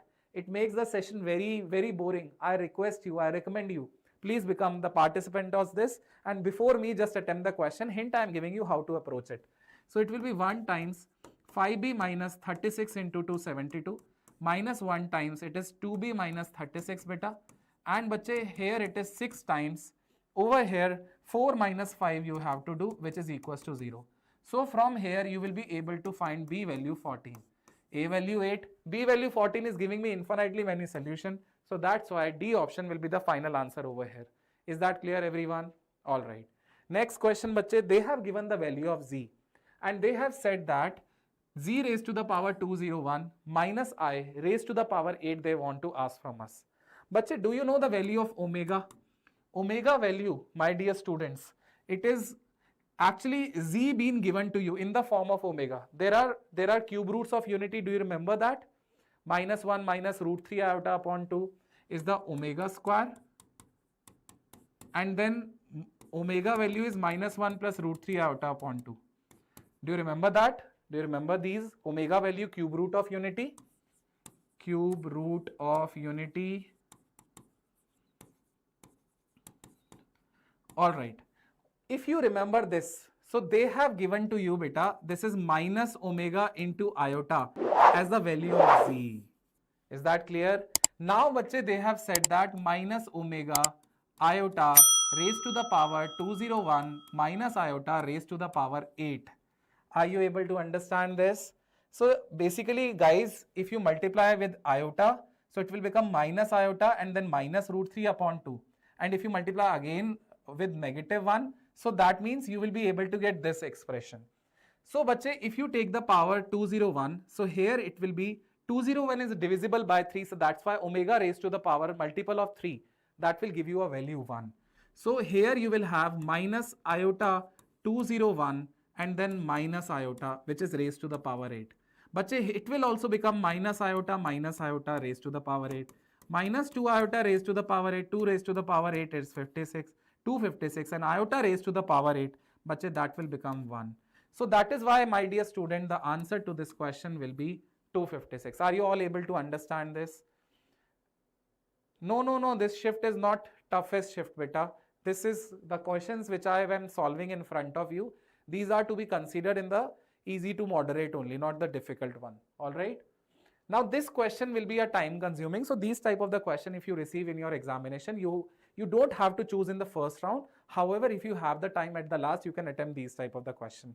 So some questions are there in the exam that need to be handled if you have the time, because otherwise they'll be wasting 4 to 5 minutes of your time, particularly for one question. So here, my dear students, you have 4x square plus 8x plus 3.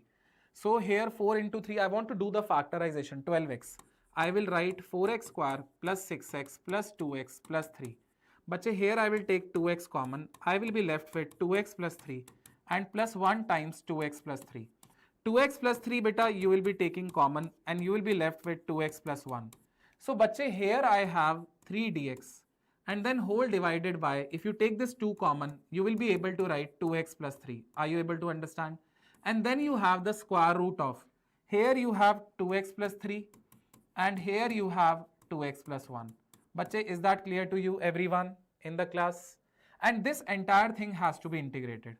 Now, my dear student, you can bring this 2x plus 3 outside. So here 3 dx is as it is, bache. And then 2 times 2x plus 3 will have the power 1 plus half. 1 plus half is 3 by 2, because this square root is also there, no? So 1 power plus half power 3 by 2. And then we have square root of 2x plus 1. I hope this is clear to you. Now after this, my dear students, what we have to do, we have to assume 2x plus 1 as t square. So if I differentiate 2 dx, I will have 2t dt. So bache, 2 and 2 will get cancelled. Dx value will be replaced with t dt. And then bache, my dear students, here 2x plus 1 is t square. So over here 2x value will be t square minus 1. So 2x plus 3 value, so 2x plus 3 value can be written as t square minus 1 and then plus 3. So that will become t square plus 2. So my dear students, the entire question I am converting in the format of t, in the variable t. So once I convert it, I will find that this t and this t will get cancelled. Ultimately, my dear students, I will be able to write here 3 dt over 2 times t square plus 2 raised to the power 3 by 2. Now you might be thinking, sir, how will I be able to integrate this function? Now what we have to do, my dear students, sir, please tell the formula for checking y solution S1, that's solving linear equation. I'm not able to understand what do you want to ask. So basically, my dear students, here if you assume t value as root 2 tan theta, then what you need to do, dt will be root 2 sec square theta d theta. So bache, here I will be just replacing, I will write here, beta, so that it becomes easy for you to understand. So 3 root 2 tan theta, bache, sorry, dt value I have to replace in the numerator, no? Just a minute. See, here in the numerator, instead of dt, I will write root 2 sec square theta and then d theta. And bache, in the denominator, I have to write 2 times t square. T square is actually 2 10 square plus 2. So if you take 2 common, 1 plus 10 square will be sec square. And to the whole power, my dear students, it is 3 by 2. Is that clear to everyone? Now it becomes very easy for us to simplify this expression. How? 3 root 2 sec square power 1, sec square power 3 by 2. So bache, 1 and 3 by 2 only half power will remain. That means only sec theta will remain in the denominator. However, 3 root 2 is as a constant in the numerator. And bache, here 2 into 2 raised to the power 3 by 2 we are having. 2 raised to the power 3 by 2 is 2 root 2. Root 2 and root 2 will get cancelled. Bache, this is very easy now. 1 upon sec is cos. Understood or not? Now easily we can integrate this function. Cos integration if you do, you will have sin theta plus c. And then theta value has to be replaced with this function. And t value has to be replaced with this function. Everything you have to bring in terms of x. You have to use this to get the particular solution. That means you have to use this for getting the value of c. And then you will be able to get the value of a, b and c. They're asking you to get the sum of a, b and c. Do you know, my dear students, what will be the value of a? So, bache, over here a value will be 3 root 2 over 8. And then bache, over here you will have 20. So according to me, the answer should be nearly 31.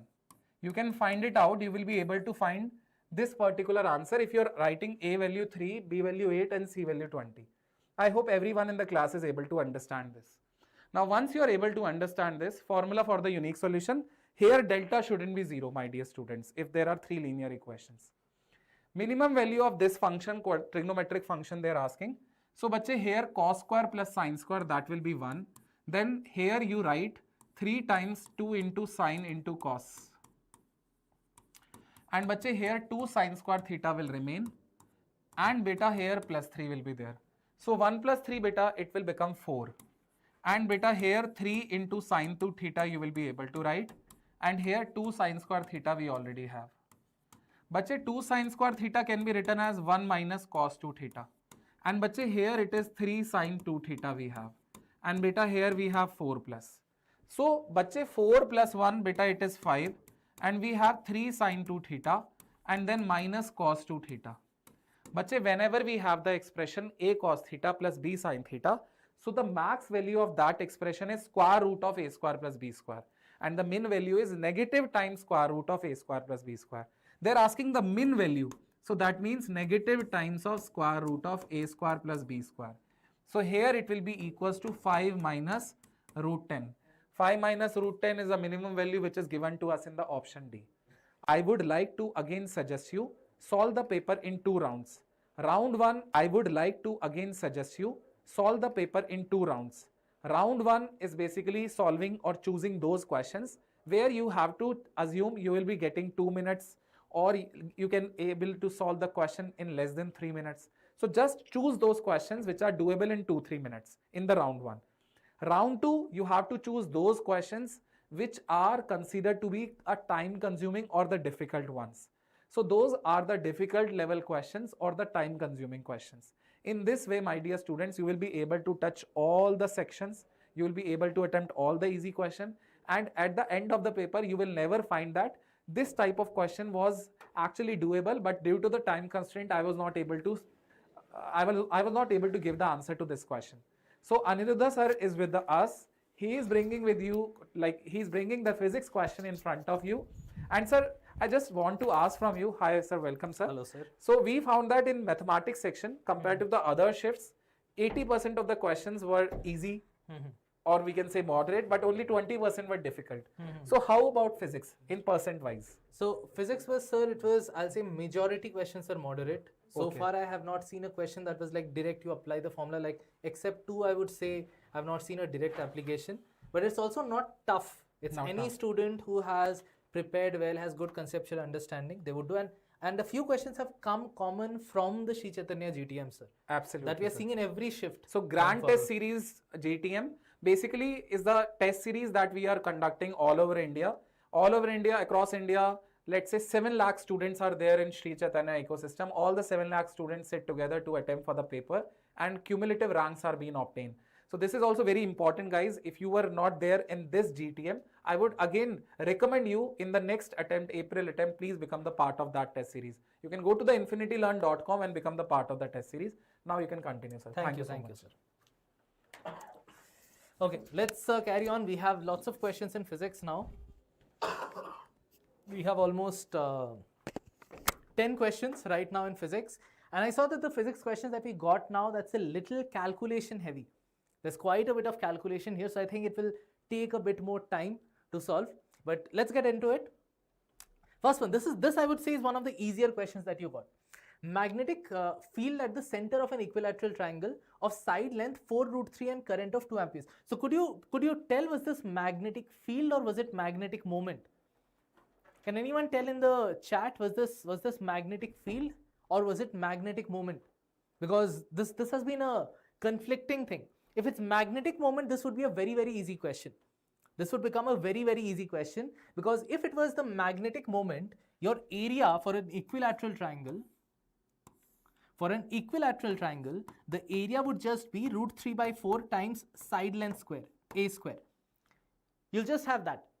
And then if you have that, you know the magnetic moment mu is current times the area, which is the current is equal to 2 amperes times the area is √3/4 times the side length square. Side length square would be 4 square, that's a 16 into 3. Goes with a 4, so you would get 1224√3. This would be if you go with the magnetic moment. Was it field? Everyone is saying it is field. Chalo, then let's do for the field. Let's work on the field. In a field, you will have to use the formula for magnetic field. You have to use the formula for magnetic field because of a finite length of a wire. Equilateral length, let's say the side length is A, right? We'll focus on that. So at the center basically means the centroid. Over there, what is the perpendicular distance? Let's consider this. What is the perpendicular distance? If you don't remember the formula, you can quickly derive it over there. You know this length is A/2. This length is A/2. This overall was 60 degrees, so this has to be 30 degree. Which means this length, which let's say I call it R, R is equal to A/2 sine of 30, which would just be A/4. It would just be A/4 over here. That is the opposite. That's the perpendicular distance from the side length. Now once I've got that A/4, I can go ahead and solve just the magnetic field contribution from this wire, because it goes through over here. So let's say this is θ1. That's both, in both cases, I'll just not write θ1. I'll write it as 60 degree each. This is also 60 degree. This side is also 60 degree.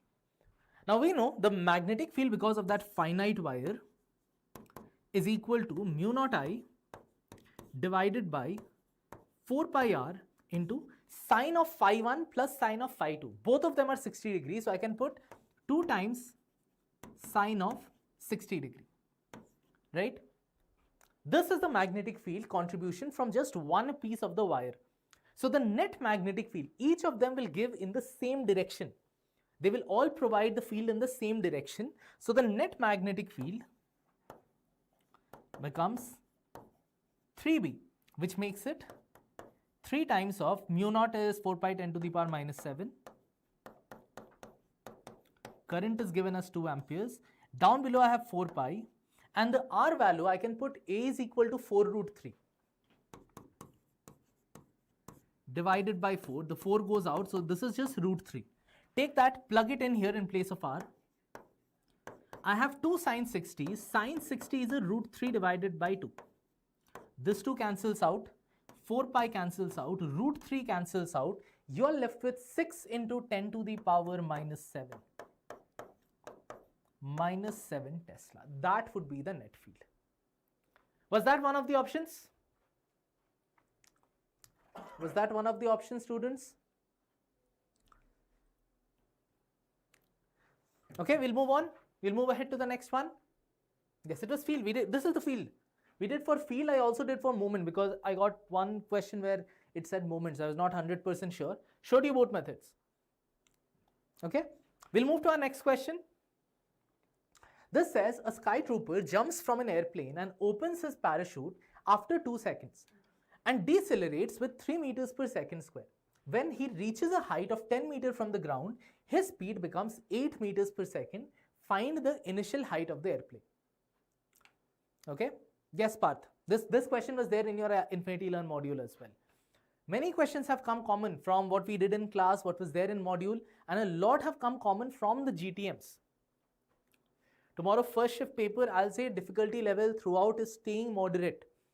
So you can expect whatever has come in the past, similar, and questions are getting repeated. Just the language has changed, but the concept, even at times the diagram is the same. So we'll look for the next one. Break this setup up. It's a kinematics question, break this setup up. So basically, the person is just falling. U is equal to 0, falls for 2 seconds. At this point, it has, let's say, some speed v1. It has developed some speed v1. I can actually find what speed that is. So over here, what speed will it develop? I know v1 would just be g into t. Gravity is acting through that time into 2, that's 20 meters per second. Now from this point, when he opens his parachute, he is decelerating and coming down by a certain distance. At that point, his speed v2 becomes 8 meters per second. The acceleration in this path is 3 meters per second square, and it's a deceleration, so its acceleration is upwards basically. It's slowing down.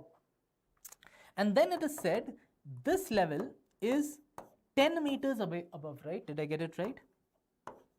They want the total height here, correct?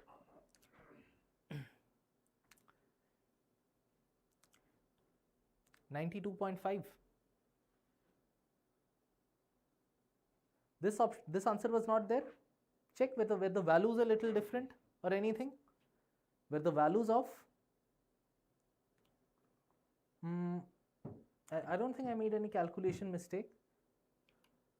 That is sine 30. That's an r by 2. That's fine. Over here, mu naught I by 4 pi r into sine of phi 1 plus sine of phi 2. That's 2 sine 60. 2 times root 3 by 2. Check were the question values correct. Just check, students, let me know. Meanwhile, let's proceed with this one as we were solving. So it's 10 meters. Now I need to find what is this distance.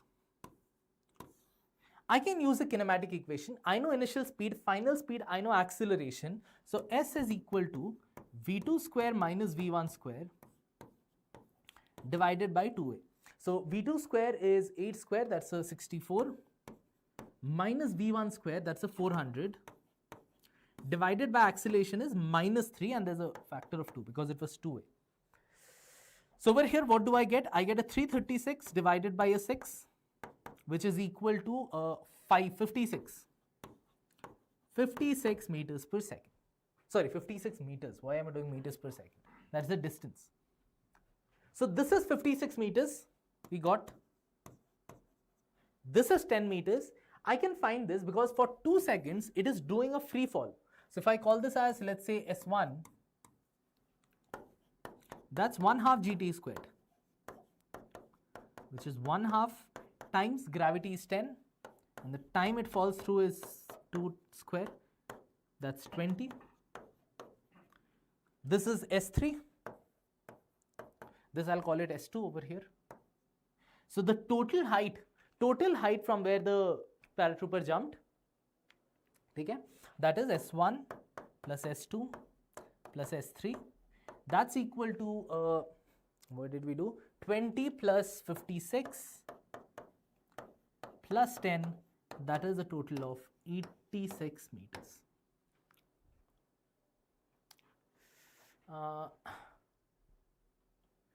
Of course, Parth, just keep watching the paper recordings. These paper solutions that we are doing, keep watching because questions are coming repeated. Like we saw prism question today, that was repeated. In the morning shift also we saw a couple of questions that were repeated, and it's just in 2-3 days it's getting repeated. Okay, let's move to our next one. It says a body of mass mkg initially at rest explodes and breaks into 3 fragments of masses in the ratio 1:2:3, The two pieces of equal masses fly perpendicular to each other with speed of 1 meter per second each. What is the velocity of the heavier fragment? Let's assume that the three masses are, this is given small m, let's call it m naught, 2m naught and 3m naught. M naught and 2m naught are moving in perpendicular directions with the speed 1 meters per second. Now over here, suppose the three bodies move like this. I assume this is P1 vector, this is P2 vector. So P3 vector will go something like this, momentum of the third one. Because at the end of the day, the net momentum has to be 0. Was it 2:2:3?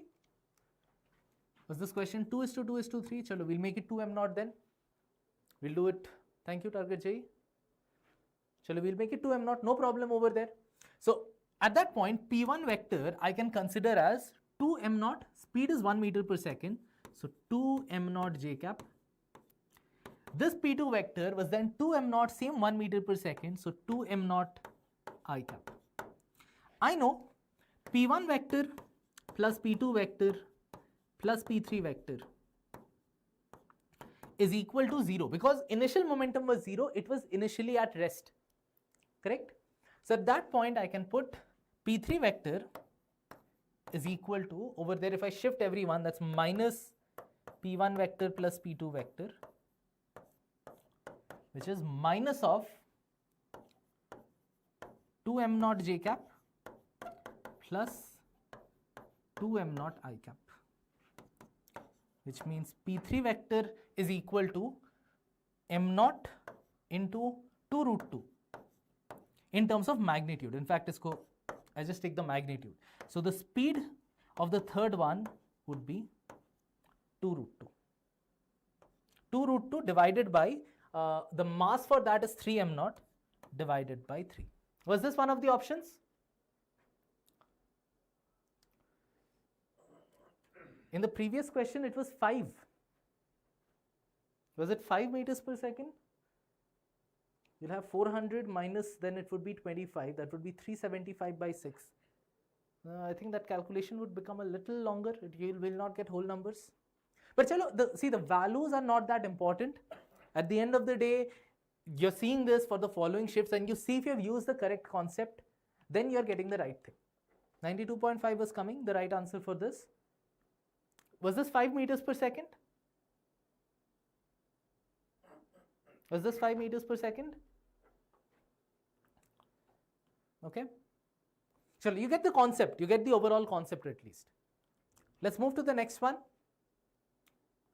Okay, that's 5 meters per second. Thank you. This is what's happening. Even we are getting questions from the other students who have given the exam, and we obviously get this, we'll make those corrections, and you'll get the full annotated, not just the annotated PDF, the PDF with all the questions and the keys in the Telegram group that is available. Okay. So over here, provide the correct truth table. I mean, this is way too basic. You have an A coming in here. From this, you have a A coming in here and a B. This is an OR gate. So over here, an A plus B goes. A plus B passes through this. This is an A coming in and an A plus B coming in through a NAND gate. So A dot A plus B. Then I have a whole bar on top. Correct? Which means by De Morgan's, I can spread it out, make it A bar plus A plus B whole bar. Again, option for another De Morgan plus A bar dot B bar, which means I can make it A bar 1 plus B. 1 plus B is just 1 plus anything is just equal to 1. So that's just A bar. It is just equal to A bar. That's it. Previous question we solved, no? 2 root 2 by 3. It is 2 root 2 by 3. You want me to solve this with 5 meters per second also? So we'll do because you have requested for it, so we'll do. The only thing that will change here is this S2. So let's see what the S2 becomes. That would be 400 minus 25, that would be 375 divided by, it would still be 6. 375 by 6 would be, it will go with a factor of 6 first. So that's 36 and 15 would come out. 15 would go to 62.5 meters. If that's 62.5 meters, I will have 62.5 plus 30, yes, it would be 92.5. it would be 92.5. Correct. If it was 5 meters per second, your answer would be 92.5. Was that what you all got? Everyone got that? Truth table? Truth table, actually it's a bit difficult, but anyway, I'll do the truth table if you're asking for it. Let's put a A, put a B, and put the, I'm assuming that is C.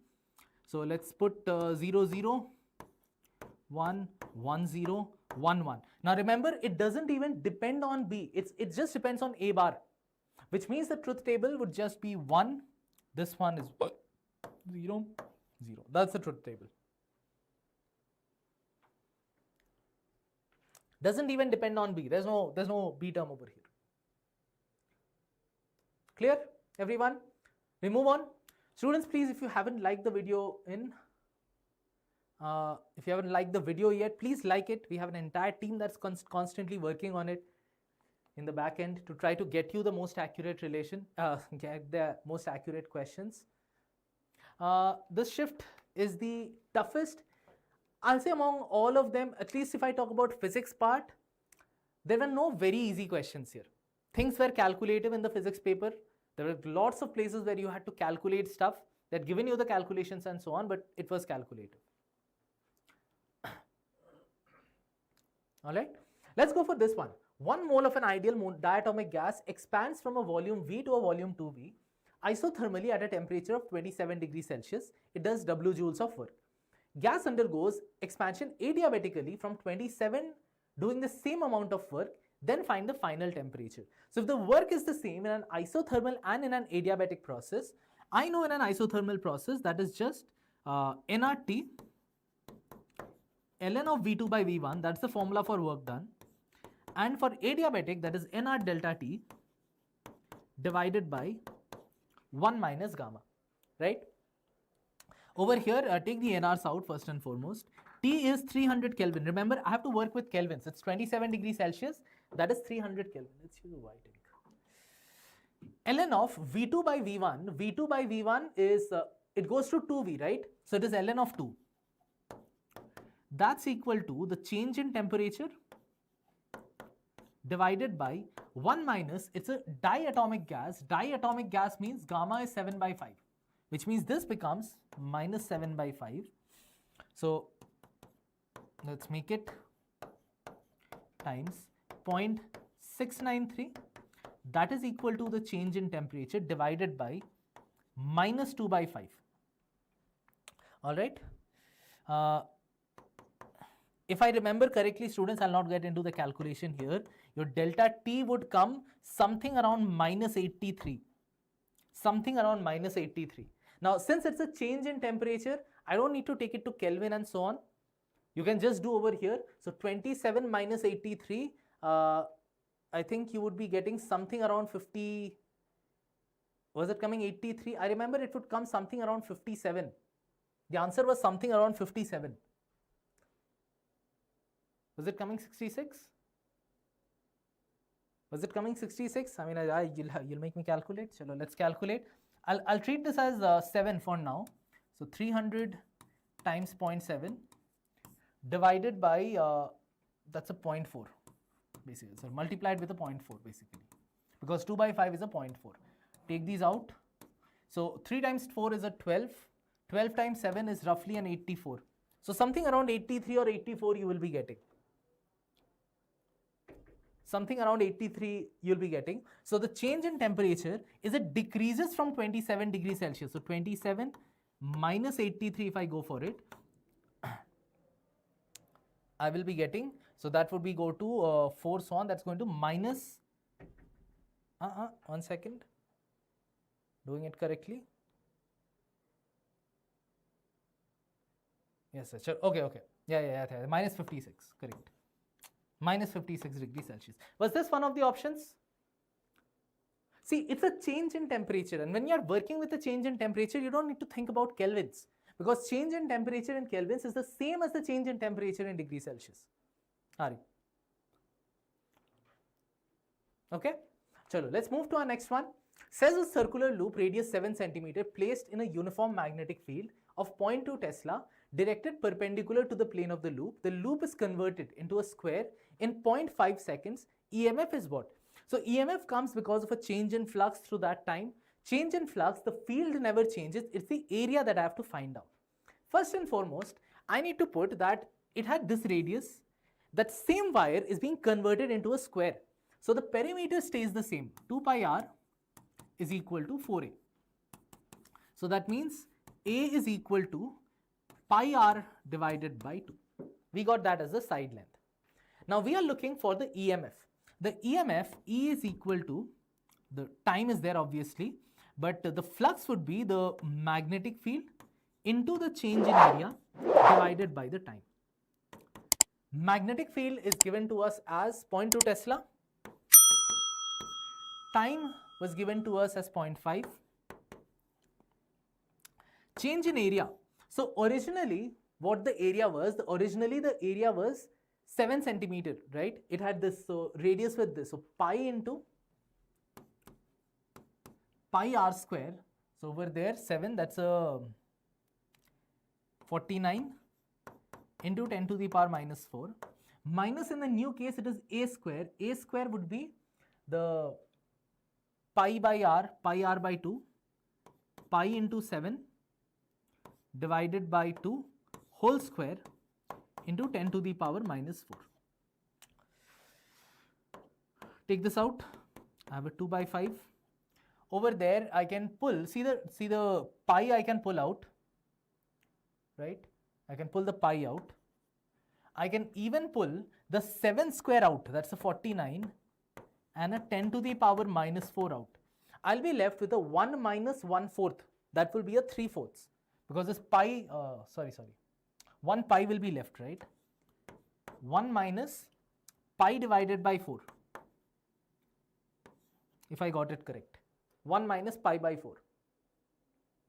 Did I make a calculation error somewhere?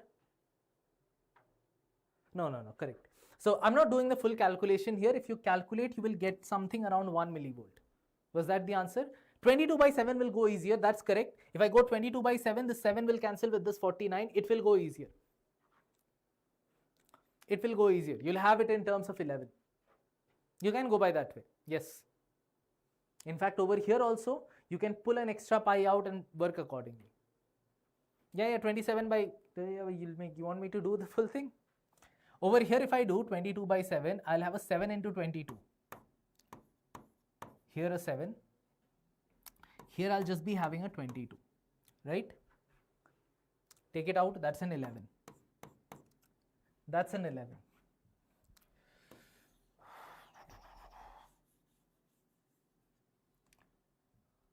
If you want me to calculate, we will calculate. That's a 0.4 times, that's a 22 times 7, and there is an 11 square, that's a 121. I can even pull the 11 out if need be.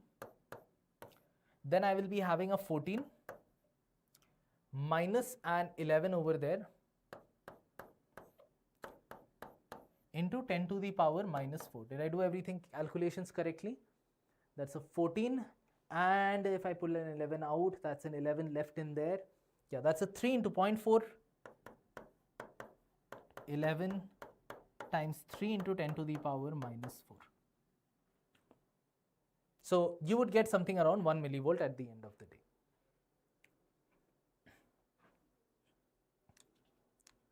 Okay? Sums and alternating current. Was there a question on that? We did not get that. Terminal velocity. One terminal velocity formula question actually we already did the last time I was discussing the physics questions. Chalo, next one. I believe this is an easy one. It says point charge 7 microcoulomb placed at minus 9, 0, another point charge minus 2 microcoulomb placed at 9, 0.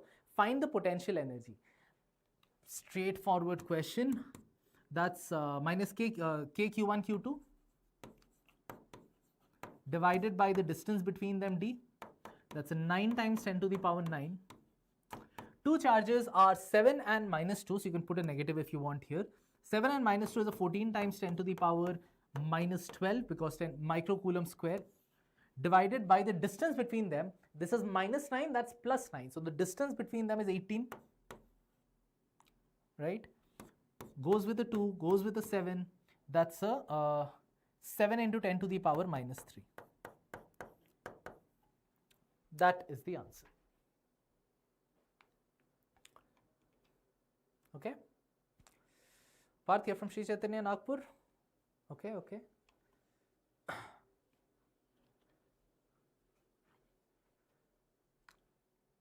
Question is not complete, was it? What was the question asked?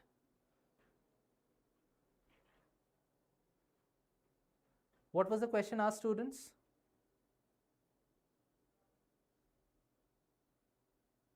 Electric field is A by R square.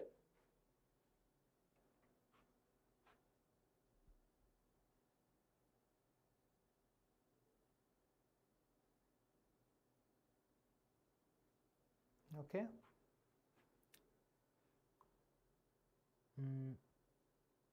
There was an electric field as well.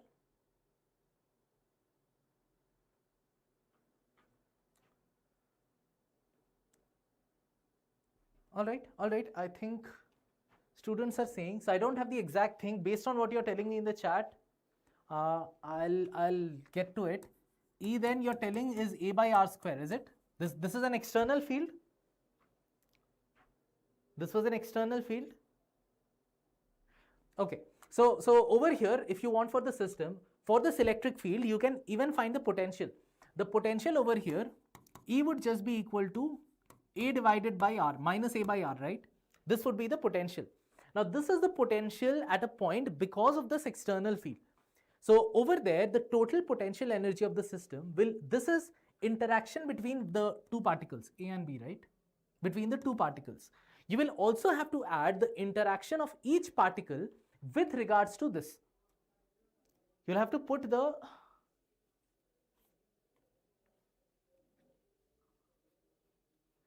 okay, directed along R cap. That is fine. That's not a big deal. That's not a big deal. So over here, what you have to do is you have to also consider the potential about this, right? So your total energy, the energy of one would be just its 7 microcoulomb into this, multiplied with this V. There would be a potential energy of the second one would be minus 2 microcoulomb times this V, and the total energy you'll have to add all three. Okay? I'll check this more, but I showed you the method. If this is correct, I just need the corrected version of it. But if this is correct, you just get to the potential and then you take the interaction energy of each one with regards to the potential. Then you add all three. Okay?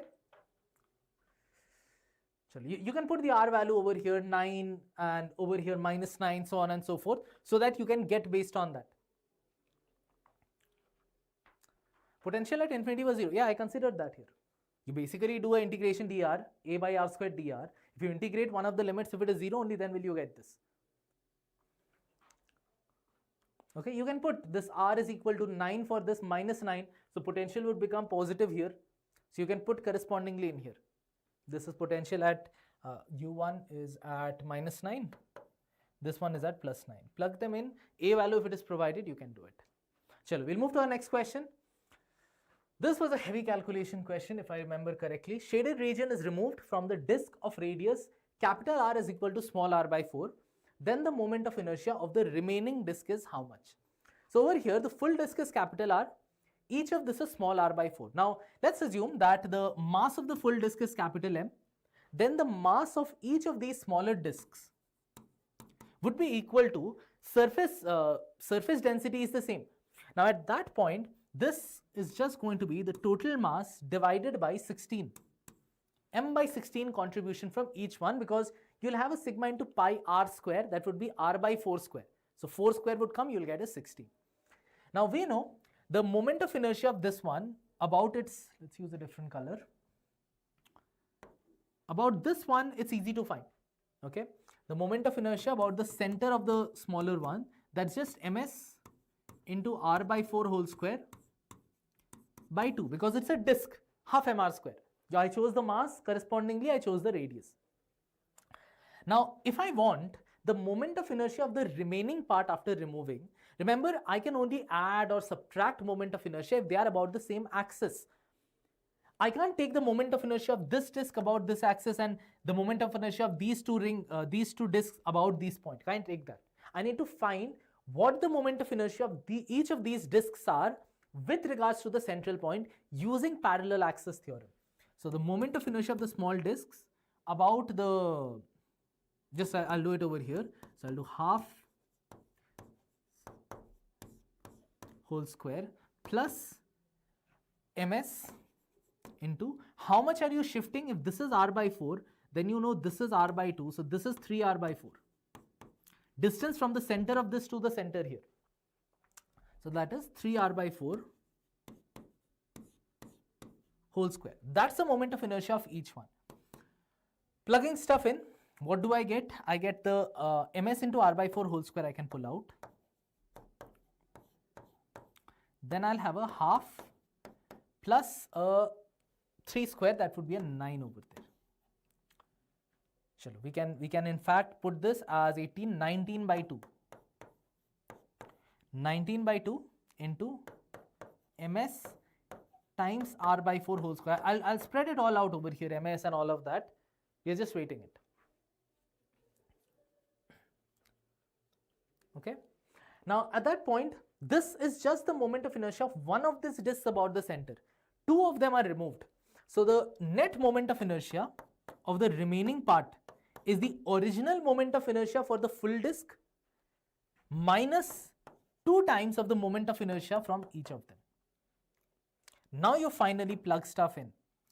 That is, full disk had just mr square divided by 2 minus 2 into, here I have 19 by 2 into ms r by 4 whole square. Take this out. Now I put ms value and all of that stuff. mr square to minus 19 into ms is m by 16 and r by 4 whole square is r square by 16.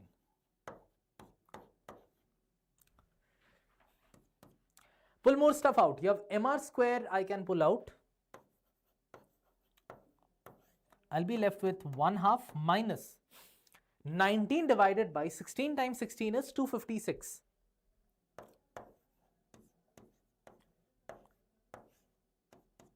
Goes to what? mr square.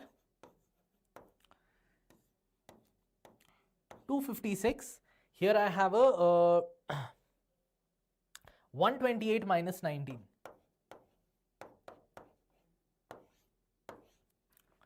That's equal to 109 divided by 256. Was this an answer? Even if these make an angle, doesn't matter. It need not be diametric. This could be here, this could be here, doesn't matter. Doesn't matter. Moment of inertia is a scalar quantity. Okay. Was this option there, students? Was this there as an option? Yeah, this was a heavy question. This was a lengthy question. Doable, but lengthy. Okay. We'll move to our next one. This says an object is kept at a distance 8 centimeter and 24 centimeter from the lens. Magnitude over here is same in both the cases. Find the focal length. Now we know magnification formula is f divided by f plus u. This is the magnification formula. If you're getting same magnification at 8 centimeter and 24 centimeter, first thing is that they both can't be real images. One has to be real, one has to be virtual. That's the only possibility where you would get the same size. Okay. Yes, you'll go with this. So this, for the thin lens, this is the magnification. Now it is given in the first case, f divided by f, object distance is 8. So I'll take it minus 8 because it's to the left. This formula does not have sign convention from before. So you have to plug it in when you put the value. That's equal to, the magnification in the second case is f by f minus 24. But this is the catch. You will have to put a negative sign here. Why? Because one of them is erect, the virtual image, and one of them is inverted. They both can't be real. They both can't be rect, both can't be inverted. That is something you have to be very, very careful about. The thing is, if you don't do that, this year, if I take the f out, what will I get? I'll get an f minus 24 is equal to a minus f, okay, minus f minus 8. Sorry, minus f plus 8, my bad. Minus f plus 8. Now over here, if you did not have the negative, the f would have cancelled out.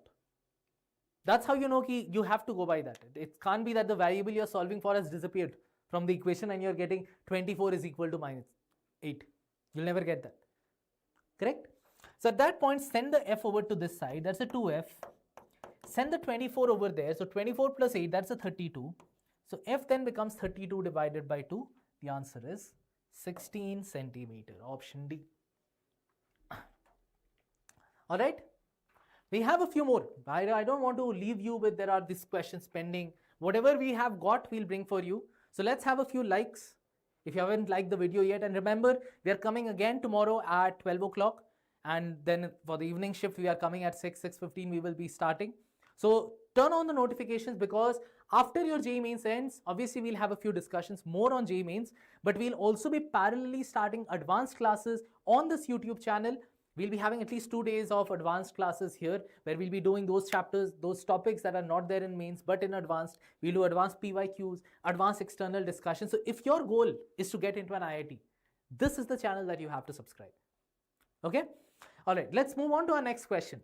This says work function of two metals, A and B are in the ratio of 1:2. The kinetic energy of the metals are 2.624:1. Again, calculation heavy stuff.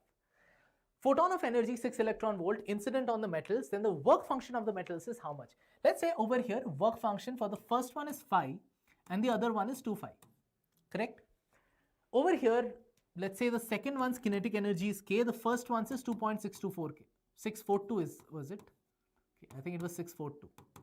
I think it was 642 if I remember. I think there's a misprint. Was it 624 or 642? Students? Was this 2.624 or 642? We've got conflicting things here. So anyway, we'll work with 642, okay?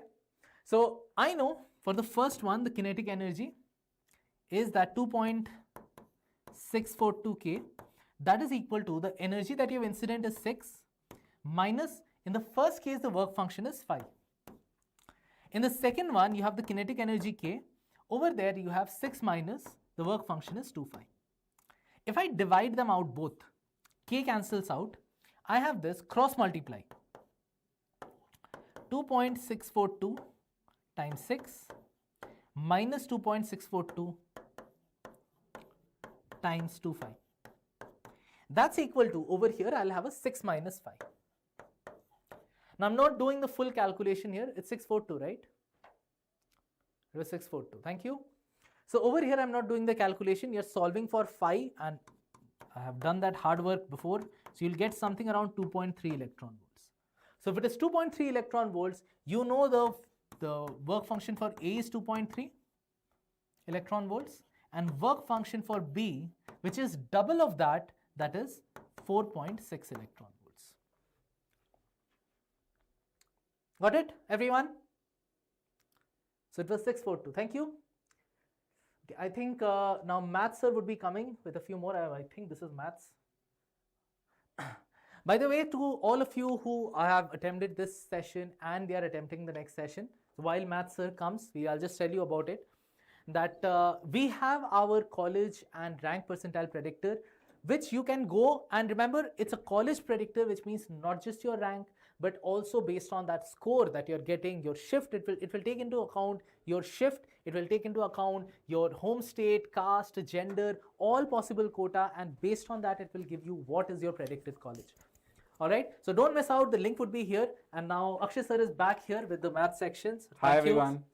So we are back with the math question, and I hope till now you might be getting exhausted. So you have actually faced us for the last 2 or 3 hours, and you might be thinking these many questions we have tried in the last few hours. So now let's come to the end of the session, guys. I'll be taking 2-3 questions from the mathematics section, and you'll be finding these questions also to be very easy. So let's begin with the class. Here, my dear student, they have given a summation of AK, that is alpha n square plus beta n square, and A10 and A6 values are also given to you, and they're asking you to get the values of alpha plus beta. So how will you be able to attempt this question? But they have given the value of S of n is alpha n square and then beta of n. But Sn minus 1 will be alpha times n minus 1 whole square plus beta times n. So beta times n minus 1. So beta, over here if you have to get the nth term, so you do from the sum of n terms, you subtract sum of n minus 1 terms. Over here, my dear students, alpha n square plus beta n, this is Sn.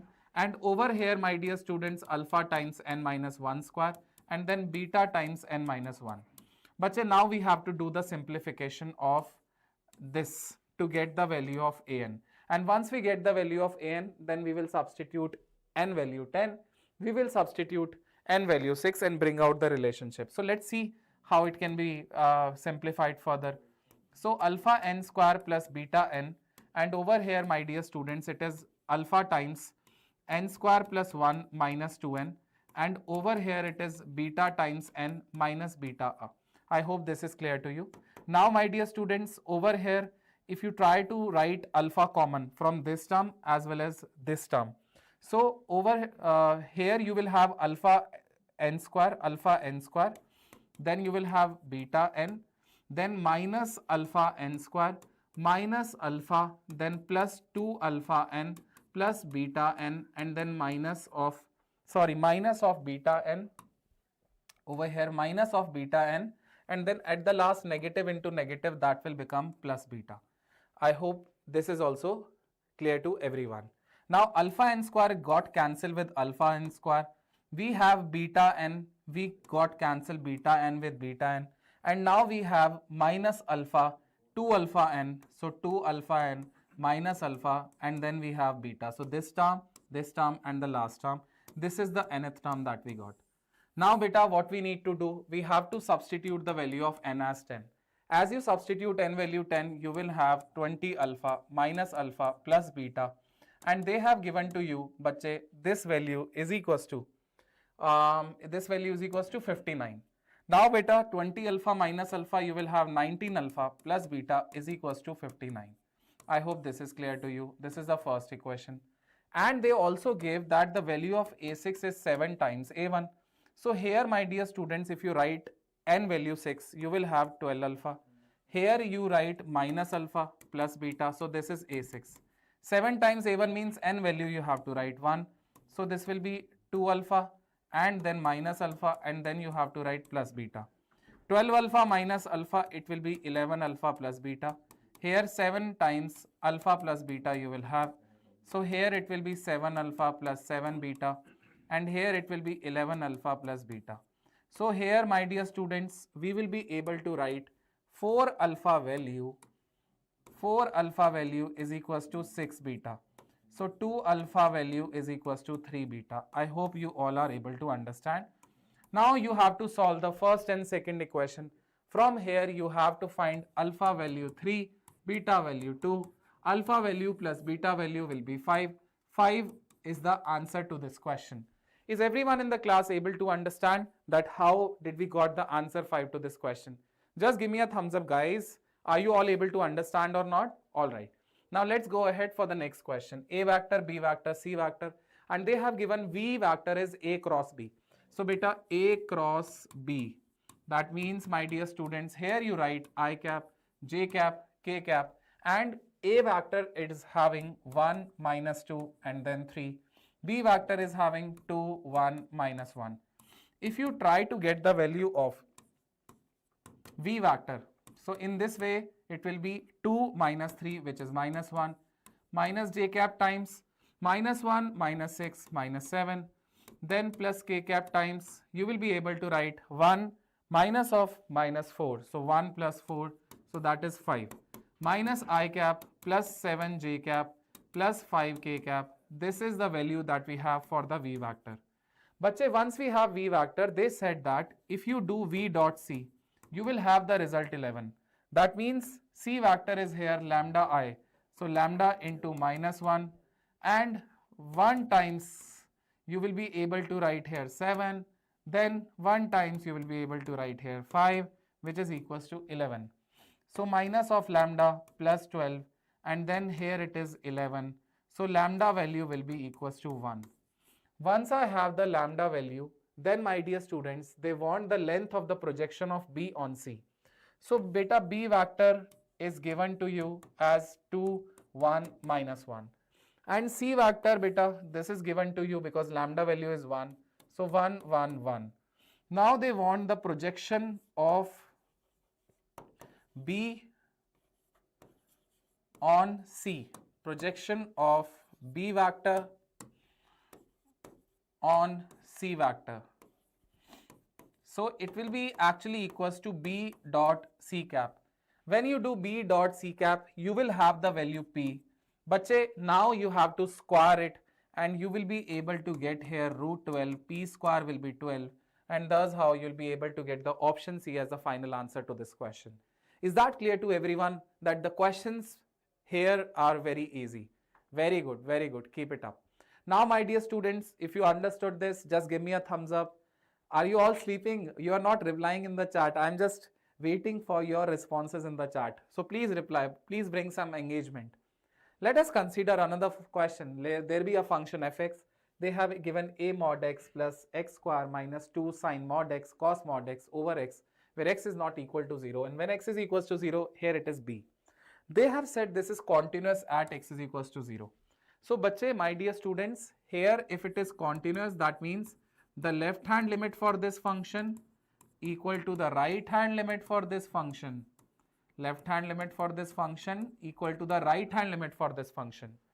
So if you consider a value of x tending towards 0 minus, so here you have minus x plus x square, and bache here negative into negative will become positive. So here you will have plus 2 sin x cos x, which is sin 2x, and this whole being divided by x.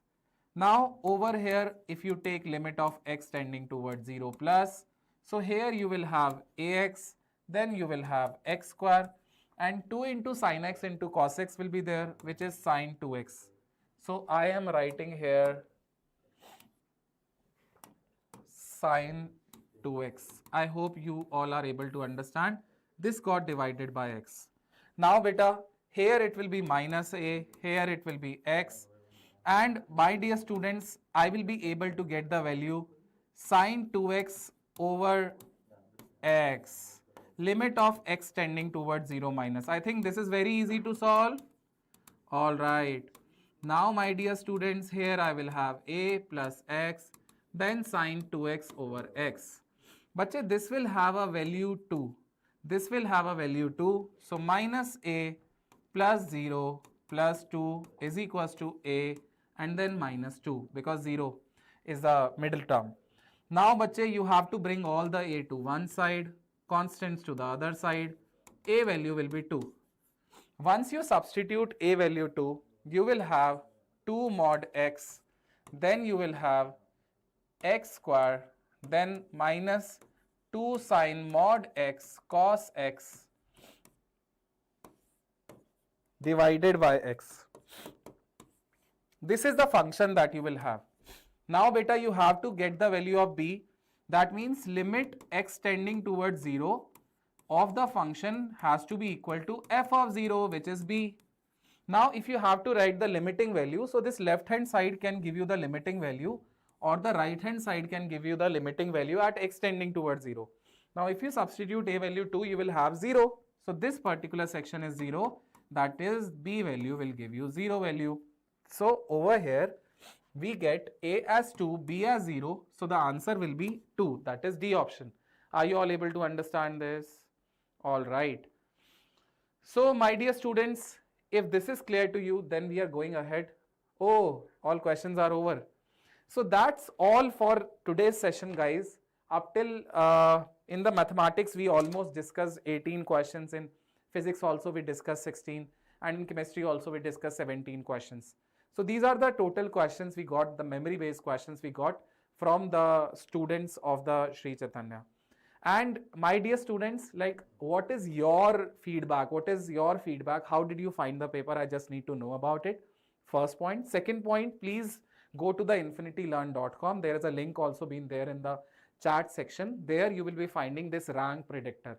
This rank predictor module is really very important. And why it is important? Because if you enter the marks, you'll be able to get the rank and the percentile and the colleges that you will be looking forward in the future. And my dear students, all those who have the examination tomorrow or on 28th, so they have an opportunity because they got to know about the 6 different types of the question paper, and now they will be feeling confident that these are the type of the questions that are coming. If being asked again the similar type of the question, then they will be able to attempt. So thank you so much everyone for joining today's session. It gives a immense happiness as a team of Infinity Learn and Sri Chaitanya that you people are giving a lot of trust, lot of love, lot of affection, and obviously you are giving us a lot of watch hours also on the YouTube. This much of love that the students are giving to the teachers, this really motivates us and also gives us the energy, boosts us with the energy, positivity that we can give a lot of content to you in the upcoming mains attempt also. So we are here to give the commitment not only till this mains, up till the next mains also we'll be there to actually help you with these test series as well as the solutions. And we will also look forward to have you in the advanced batches if you already have got to score